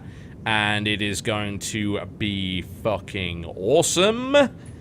And as a direct result, I would strongly suggest that you go. Tickets are still available. If you do want to check it out, go to redbull.com/battlegrounds. That is redbull.com/battlegrounds. We'll be doing a full meet and greet there, so if you want to come down and say hi, that's the best place to do it. We're going to be hanging out with the fans an awful lot. What I will also say is, if you can't come, totally understandable. It's going to be a free stream online for everybody, so everyone can watch the tournament over a couple of days. They're not going to have to pay a damn thing for it. And the players are MC, Bomber, Snoot Golden, Hyun, Scarlet, Parting, and SOS, the world champion StarCraft 2. So it is going to be a fantastic event, and I would hope that you guys do come along if you're in the area. And Hammerstein Ballroom is an amazing venue. Like, it's mind-blowingly good venue, so you want to check that out. But that also means, of course, that I'm going to be on the road, so videos will be limited for the next few days. I think I'm going to be playing as many sort of laptop-friendly games up on the train as I can, and then doing a bunch of assessments when I get to my hotel. Just like sitting down with my microphone and just going through the games and giving you some critiques. And I'm hoping to try and get an Assassin's Creed 4 video done before tomorrow, but it's highly unlikely. Highly unlikely, so I don't want to promise that. That'll probably have to happen when I get back next week. What will it take for that video to get done? A shitload of time, dedication, hopefully no problems whatsoever with the PC version. Oh, well then, that is highly unlikely. That sounds highly unlikely, doesn't it? Yes. Let us not do any of those things. But, yeah. Sorry, guys. PC version came late. I didn't get review code. There's not much I can do about it. That's just the way it goes. So, it'll have to wait. But I think that's about it. Well. we're expected to be back next week at the usual time of 3 p.m. Eastern, if you happen to be watching the live show, or 12 p.m. in the Pacific. Well, not in the Pacific, literally on the Pacific West Coast. It would be a little bit weird if you're in the middle of the ocean. And then, of course, that would be at 8 p.m. British Standard Time. It's actually now GMT, 9 p.m. Central European Summer Time. No, it's not summer anymore, so that's Central European Time.